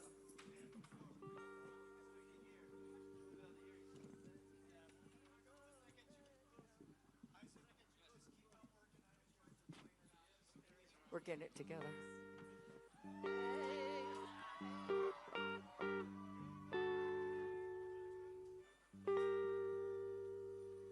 Ain't gonna let nobody turn me around, turn me around, turn me around. Ain't gonna let nobody turn me around. Keep on walking and keep on talking, marching up to freedom land. Ain't gonna let discrimination turn me around, no. Turn me around, no. Turn me around. Ain't gonna let discrimination turn me around.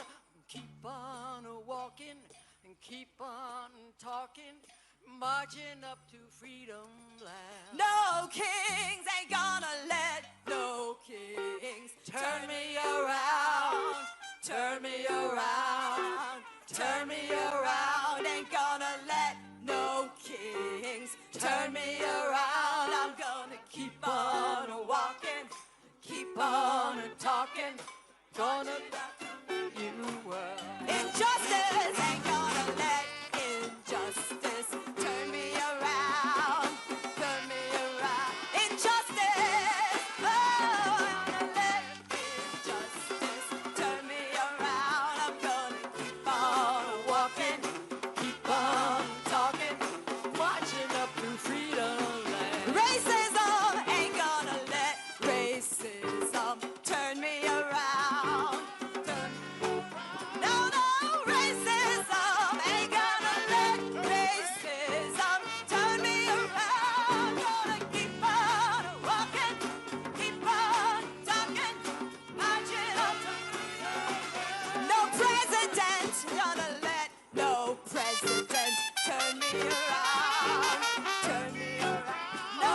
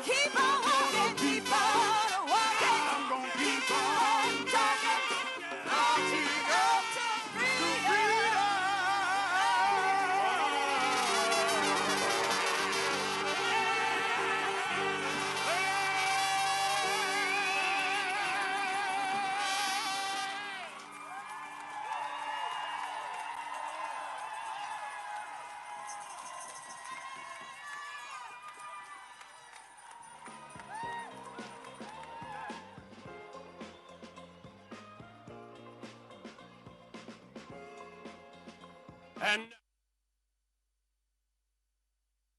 Minnesota's own Attorney General Keith Ellison and Lieutenant Governor Peggy Flanagan.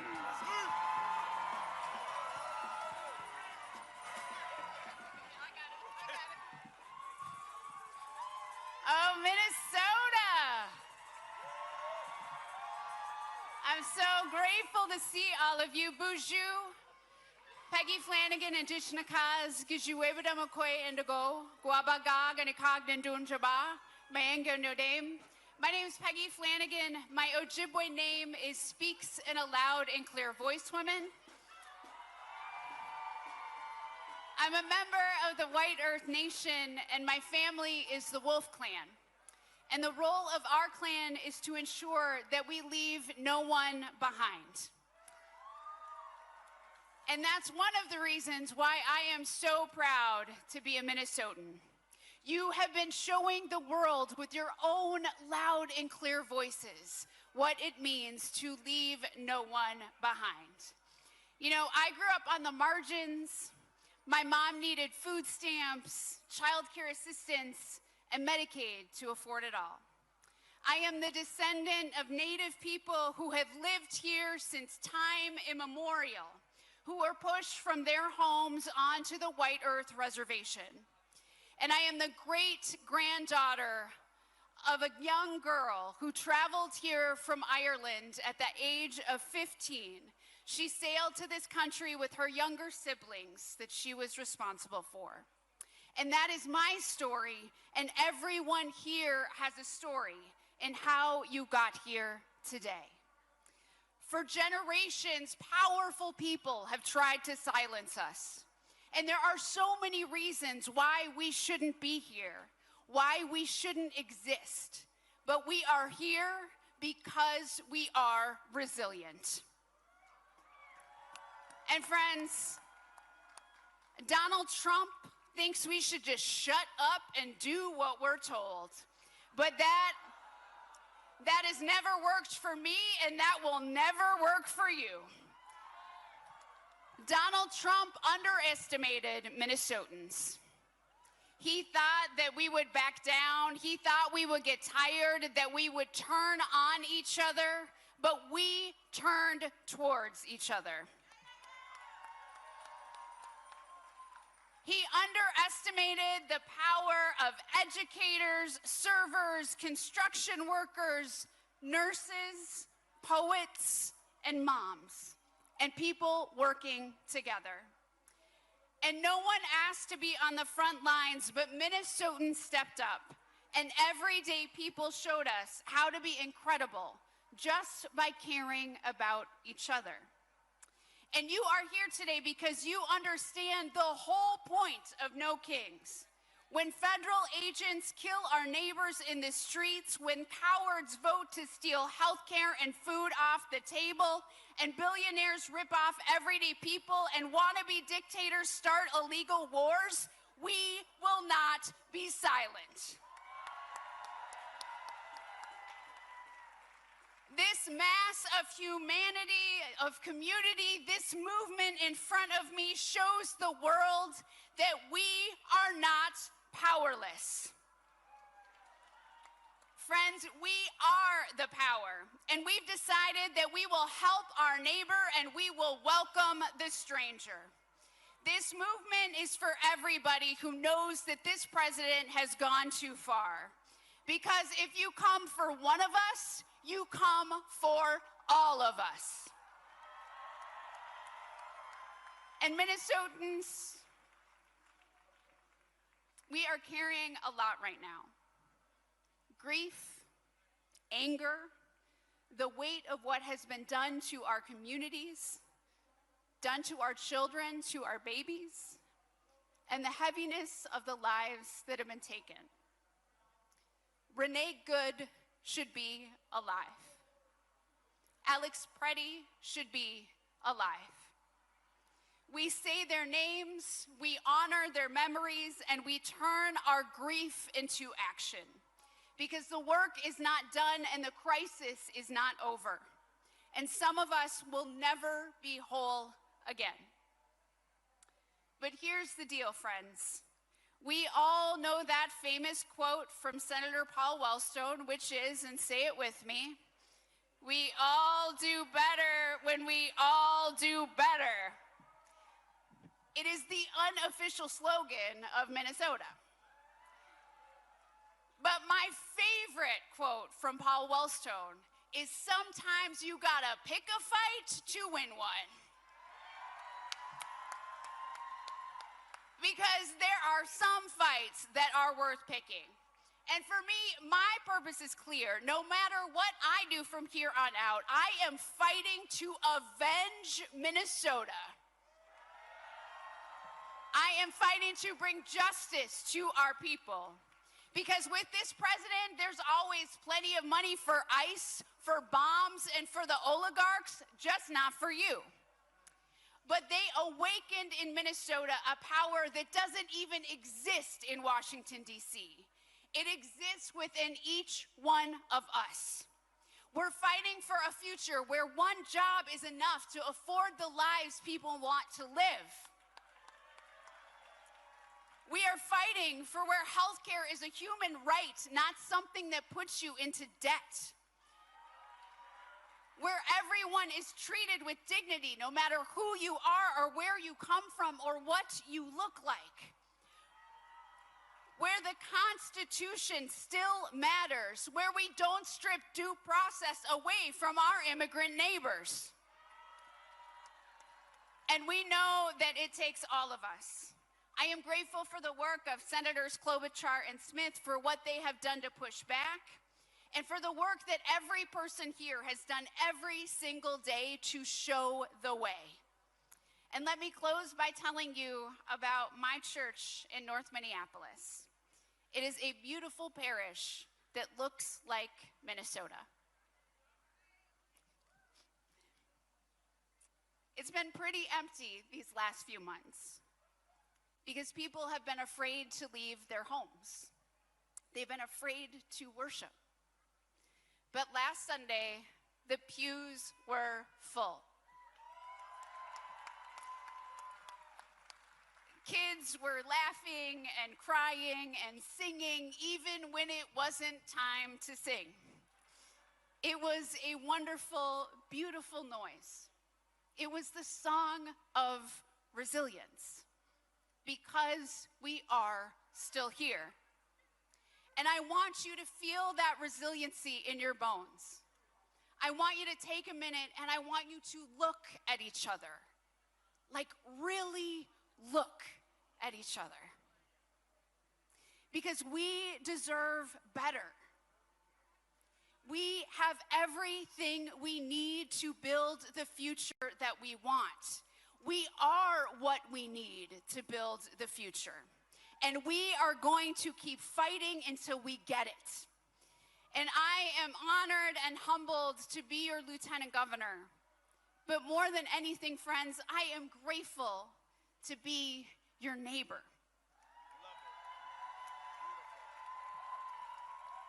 And I love you, Minnesota. I love us. Gitchimigwich, thank you so much. And I'm going to hand it over to my brother, Attorney General Keith Ellison.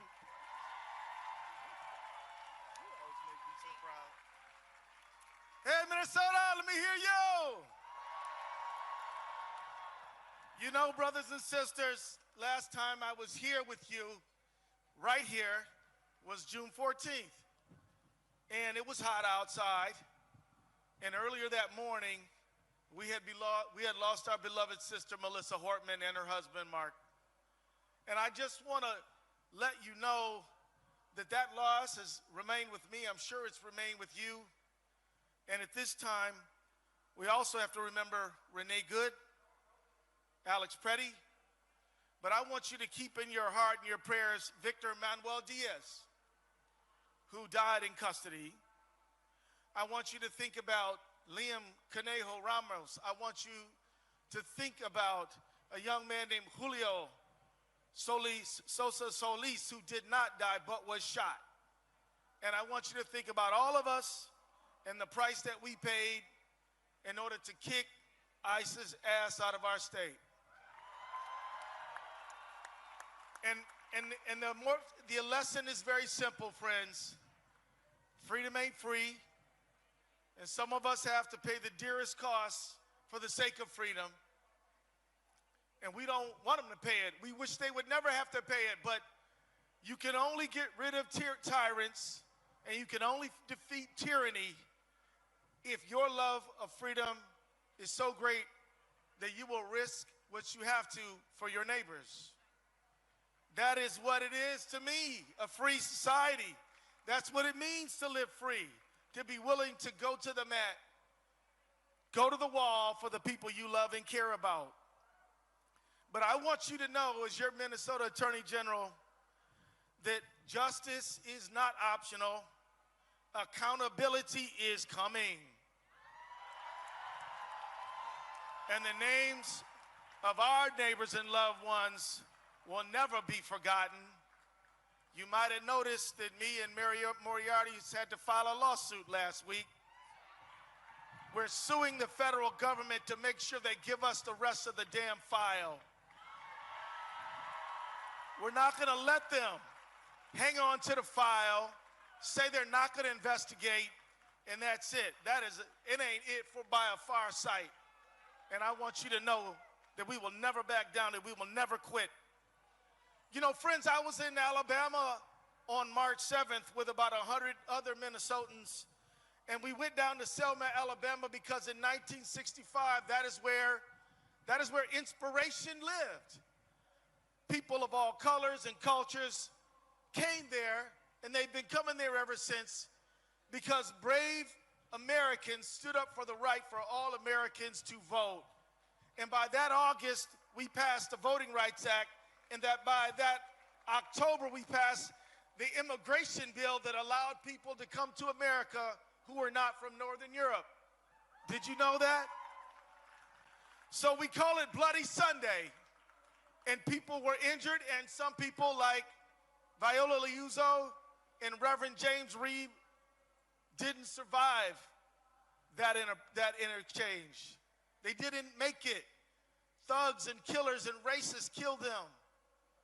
But we still fought for everybody to vote, right to vote, and everybody's right to come to America. And we won those rights. And now, friends, all of those rights are under attack right now. Every right we fought and won is under attack right now. And in Alabama, those people, when I told them I was from Minnesota, I proudly said, I'm from Minnesota. They all applauded. Not for me, but for you. Because in 2026, inspiration lives in Minnesota. If you want to stand up for justice, if you want to be inspired by the noblest and best ideals of all humanity, you got to come to Minnesota. You might have to stop and spend time at the memorial of Alex Preddy on East Street on Nicollet. You might have to go over to Portland to the memorial for our dear beloved sister Renee. But Minnesota, the world looks to you and is inspired by you because of your love and commitment for each other and this country and the principles that hold it up. You are so honored that the JFK Award for Profiles in Courage, well, you won that award. Did you know that? Now, they even nominated you for a Nobel Peace Prize, which is more than I can say for certain people I know. But the fact is that you are an inspiration. You are where people come to get inspired. And I want to just thank all of our out-of-town guests who came. Bernie, you know what I'm saying? Joan Baez, Jane Fonda, all the, Tom Morello, all these amazing labor leaders who've come here. They come here because they know where inspiration lives in 2026, and it lives right here with you. Now, beloved, let me tell you, right now, we got a few more months until there's a national election, and Trump is scared to death. I'm not here to tell you who to vote for. Hell, you know who to vote for. Vote for the people who vote for your family. Vote for people who don't kill your neighbors. Vote for people who don't throw your neighbors in detention. Vote for people who don't raise taxes on you and drive up your prices. Vote for people who don't start foreign wars after they promise not to. You know what to do, but what you got to do is to do it. We've got to have the largest turnout the history this state has ever known. And we're the #1 turnout state in the country already. But we've got to convert this great energy into electoral success. The bottom line is there's a lot of ways to push back on a tyrant. One of them is to sue him. I do it all the time, did it 57 times. Another way is to do street activism, protest, demonstration. Another one is art, but another one is voting. And please don't discount that one. That one will be important. We got, in part, we got into this mess because of an election, and we're going to help get ourselves out of it through an election. Now, let me wrap up by saying that we've got to be real clear. It wasn't just the election that got us here. It was a set of decisions made over the course of the last many decades where some leaders in both parties, my friends, did not put the working class people of America first. And we have got to say that we absolutely demand free and fair elections and will stand for them. We got to demand leaders who will stand up for our democracy. We got to demand to keep dark money out of these elections. We have got to demand that these giant companies that love to merge with each other also they can screw us out of our money get stopped. We got to stop this merger mania. We have got to demand a free and a fair economy. We've got to get collective bargaining going again. We've got to raise the minimum wage. We got to have universal single-payer health care for all, because it won't do just to get rid of one bad guy and then 4 years later get another one, because we haven't done what we needed to do to solidify shared prosperity in America. So, beloved, let me just say as I wrap up, on behalf of me and my dear sister, Peggy Flanagan, love this lady. She is the best. Give it up for Peggy, y'all. I want us to think about a new birth of freedom for this country. I want us to look past Trump and into the society that we dream about, where we have prosperity, peace for all in this time. God bless everybody.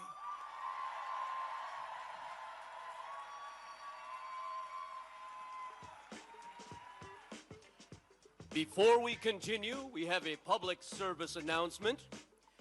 Joan Molinar.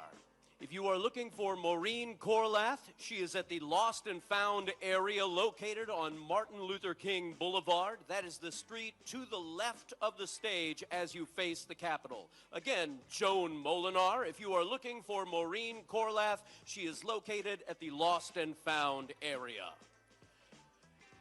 And next, we have two fierce advocates serving in the Minnesota State Legislature. Please welcome Representatives Lee Finke and Shelley Buck.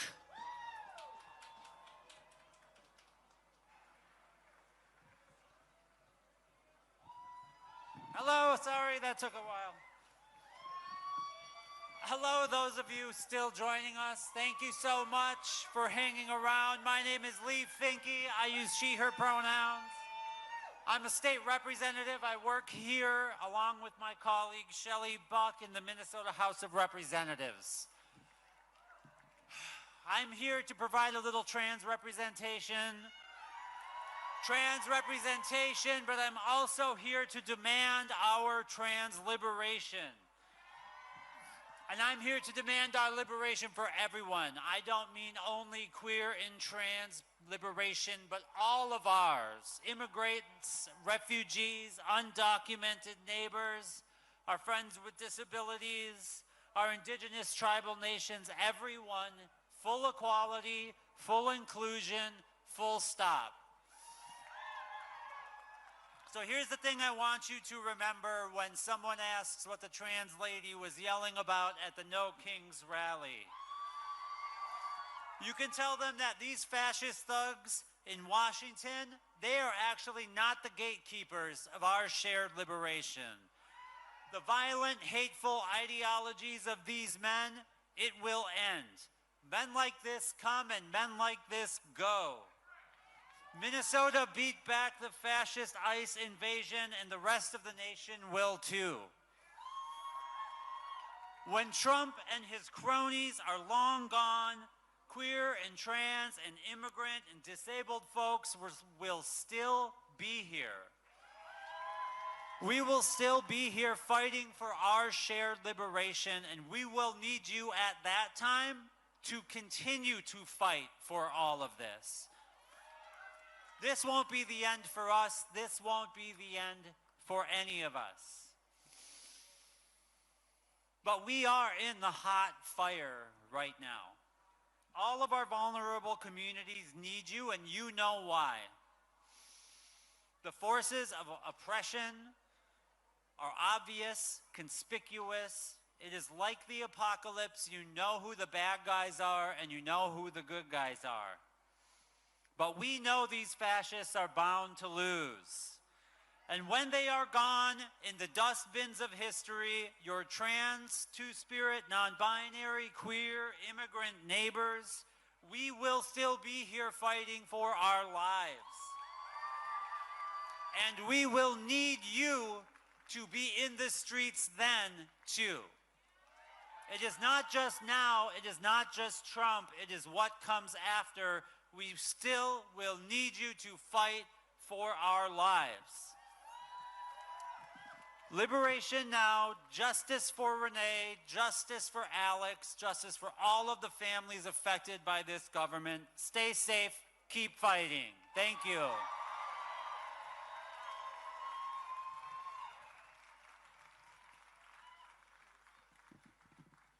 little shorter here.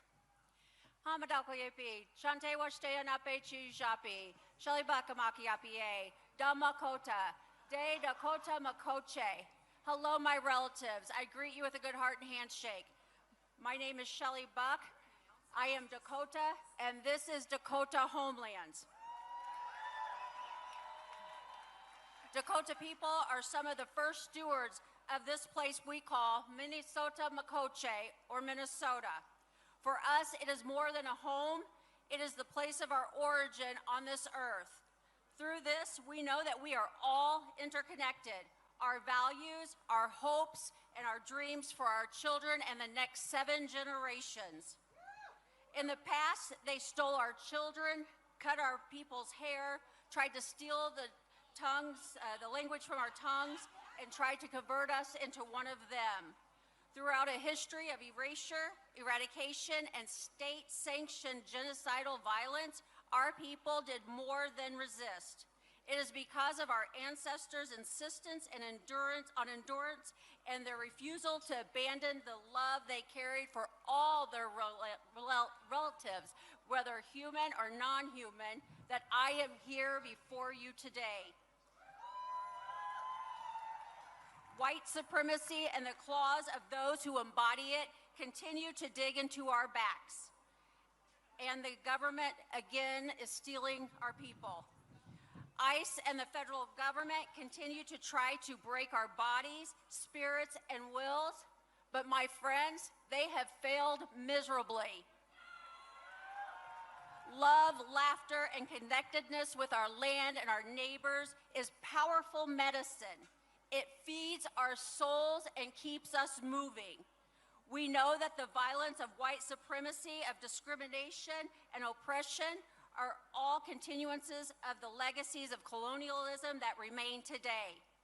Though in vastly diverse ways, we are all inheritors of these violent colonial legacies and the systems that continue to uphold them. And so the responsibility to imagine and create and work toward a more radically just present and future is a shared inheritance too. Pedamaya Yepi, thank you to all of you for being engaged in this work of justice and liberation, for all that you have done and continue to do to help ensure the legacies we hand down can guide us toward a future to be proud of. Mitakoye Owasim Padamaya Yepi. Thank you, all my relatives.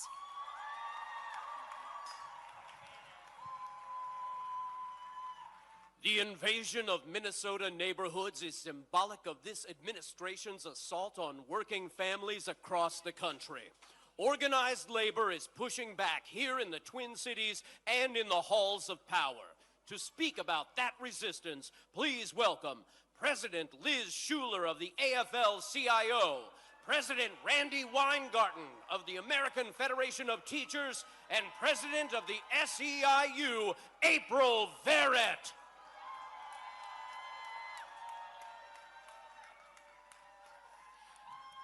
Hello, Minnesota! I'm Liz Shuler, President of the AFL-CIO, America's labor unions. Do we have worker power out there today? That's what I thought. I'm so proud to stand up here alongside my union sisters, Randy and April, bringing the voices of 15 million workers across 65 unions and every worker in this country. That's right. Over and over this past year, we've seen this administration try to divide us as working people. Whether or not we were born here, whether we were blue collar, white collar, gay, straight, trans, black, white, Latino, they try to divide us because they could not be more afraid. They could not be more afraid of what happens when we stop looking to the left and to the right and we start looking at them. When 3 rich people have more money than half the rest of us in this country, does that work for working people? Hell no. When CEOs are making $90 million a year while their workers can't afford groceries, does that work for working people? Hell no. When everything in this country is so damn expensive and Trump's answer is to cut the taxes of his billionaire friends, is that a country that works for working people? Hell no. No Kings is about standing up to the guy in the White House. But no Kings also means tearing down an economy, buying for billionaires, and instead building it up for working people. More money in our pockets, because no one in the richest country on earth should struggle to get by. More time off to spend with our friends, family, kids, and loved ones. Equal pay for Black and Latino women who are still making 58 cents on the dollar. Because opportunity in this country should not depend on the color of your skin. And you know where it all starts. It starts with a good union job for every worker in this country. Because we all know it's better in a union. I look around and we honor those we have lost in the detention centers and in the streets. Our brothers, sisters, and siblings, they have been taken from us because they had the courage to stand up. And I want to name and honor our union brother, Alex Preddy, who stood up for democracy and his community in the streets and fought for democracy with his AFGE brothers and sisters and siblings in the workplace as a trade unionist. Every single thing we've won in this country happened because we fought for it. It happened because of days like today. This is the power. We have the power. Do we have the power? We have the power. And now I'm so honored to introduce my union sister, President of the AFT, Randy Weingarten. Woo!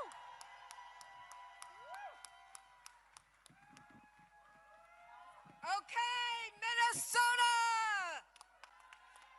So I know the hour is late, but this has been an amazing crowd, not only here, but all across America, fighting for the promise of America, fighting for a democracy that works for all, fighting against kings or the prospect of them. Now, you know I'm going to be a little bit of a teacher, because once a teacher, always a teacher. So here's the social studies teacher coming out in me today. Democracy can feel like an abstract concept. Now, not to you, because today in Minnesota, this is what democracy is like. But, why do we say no kings? Because the only way the government acts for the people, listens to the people, responds to the people, solves the people's problems, is if it is a government of the people, by the people, and for the people. That's why standing up and showing up, being in solidarity like millions of us are doing today is so important. It is the only way we can get the government to act in our interests, act in our kids' interests, act in working people's interests. It's the only way we can tackle housing costs and healthcare costs and child care costs and save our damn retirement. It's the only way we can rein in ICE and protect our students and our immigrant neighbors. The only way is if the government is for the people, not for billionaires, not for their cronies, and not for a president's self-interest. Donald Trump was elected because he claimed he wanted families to have a better, more affordable life. Instead, as so many have said on this stage today, he's made it harder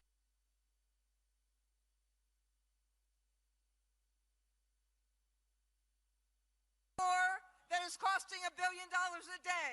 He tripled ICE's budget, but he couldn't find enough money to extend the ACA tax credits, so how many people across America are losing health care or paying through the nose for it? He couldn't fund Medicaid, so now rural hospitals are closing. He golfed at Mar-a-Lago while people were losing SNAP, and he's attacked universities and public schools that 90% of kids in America go to, and doing all of this while Melania is trying to replace teachers with robots. And he chose to take on Minnesota. But Minnesota, through this brutal winter, you showed the way. Compassion for our neighbors, courage in the face of brutality, and solidarity, because we are braver and stronger when we are together. And let me say one more thing here. Solidarity also means taking on target. As my union did this week, this means this: America's educators will shop elsewhere, not Target, for back to school, because Target refuses to stand up to ICE. Donald Trump may pretend that he's not listening, but he can't ignore the millions in the streets today at more events than there are counties in America. We are a movement of many faiths and races, a movement across geography and demography. And Americans don't agree on everything, but we agree that we, the people, have to have the ultimate say, not the president, and sure as hell not a wannabe king. So as we are closing up today, let me ask you this: are you sick and tired of the lies? Are you angry about gas prices? Do you want a voice? Then no kings today and freedom tomorrow. No kings today, change the country tomorrow. No kings today, then we vote in November. We vote for a country that listens to its people, a country that acts for its people, a country that acts in hope and not fear. We vote for opportunity for all, not self-interest for some. That's what we mean when we say no kings, no crowns, no thrones. And let me introduce Emperor Verrett from the SCIU.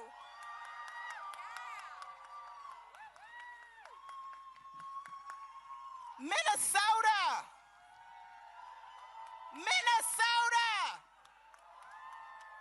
Let me tell y'all something. Y'all are not just nice. Minnesota is patient.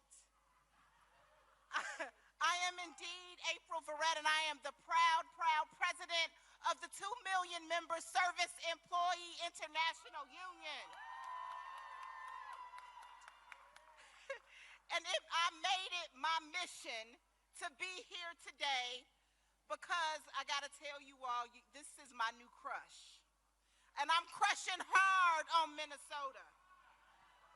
Minnesota, y'all got me all in my feelings because you don't just not back down. Minnesota stands 10 toes down. You stand 10 toes down for justice. You stand 10 toes down for community. You stand 10 toes down for democracy. And democracy is why we are here today, ain't it? It is because this is supposed to be a democracy, but it sure doesn't feel like one. It sure doesn't feel like one while working people are doing every damn thing we can and still falling behind. While the forces of exploitation and white supremacy stay busy crowning kings. They crown corporate greed so that the people doing the work struggle while the people at the top cash in. They've crowned systems that decide who gets access and who gets left behind and somehow try to convince us that it's fair. They've crowned power that operates without any accountability and tell the rest of us just to deal with their wars. Are we going to accept that, Minnesota? No. Nah. We're going to call them on their bullshit. Because in a democracy, you don't get crowned. In a democracy, you don't get ignored. In a democracy, you answer to the people.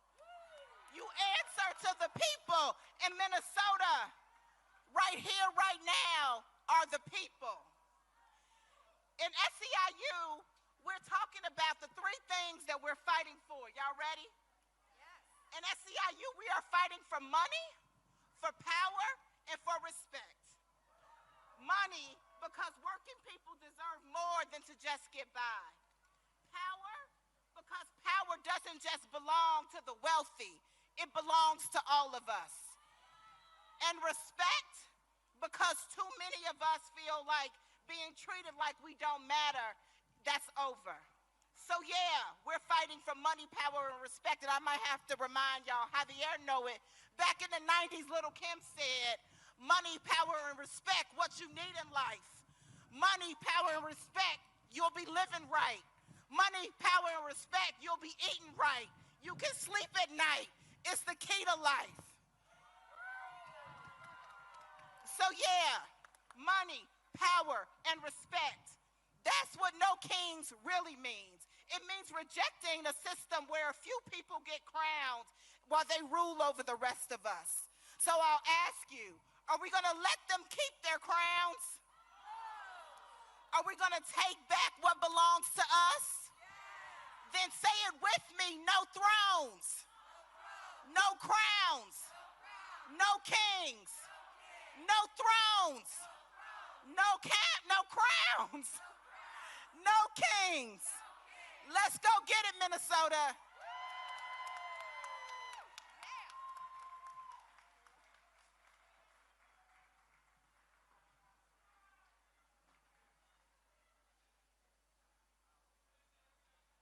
As you leave the event today, please make sure to stay on sidewalks and follow traffic laws, because roads will no longer be closed to traffic and marshals will not be escorting you back to the March kickoff sites. For those of you who need to board buses after the program, all buses will be parked in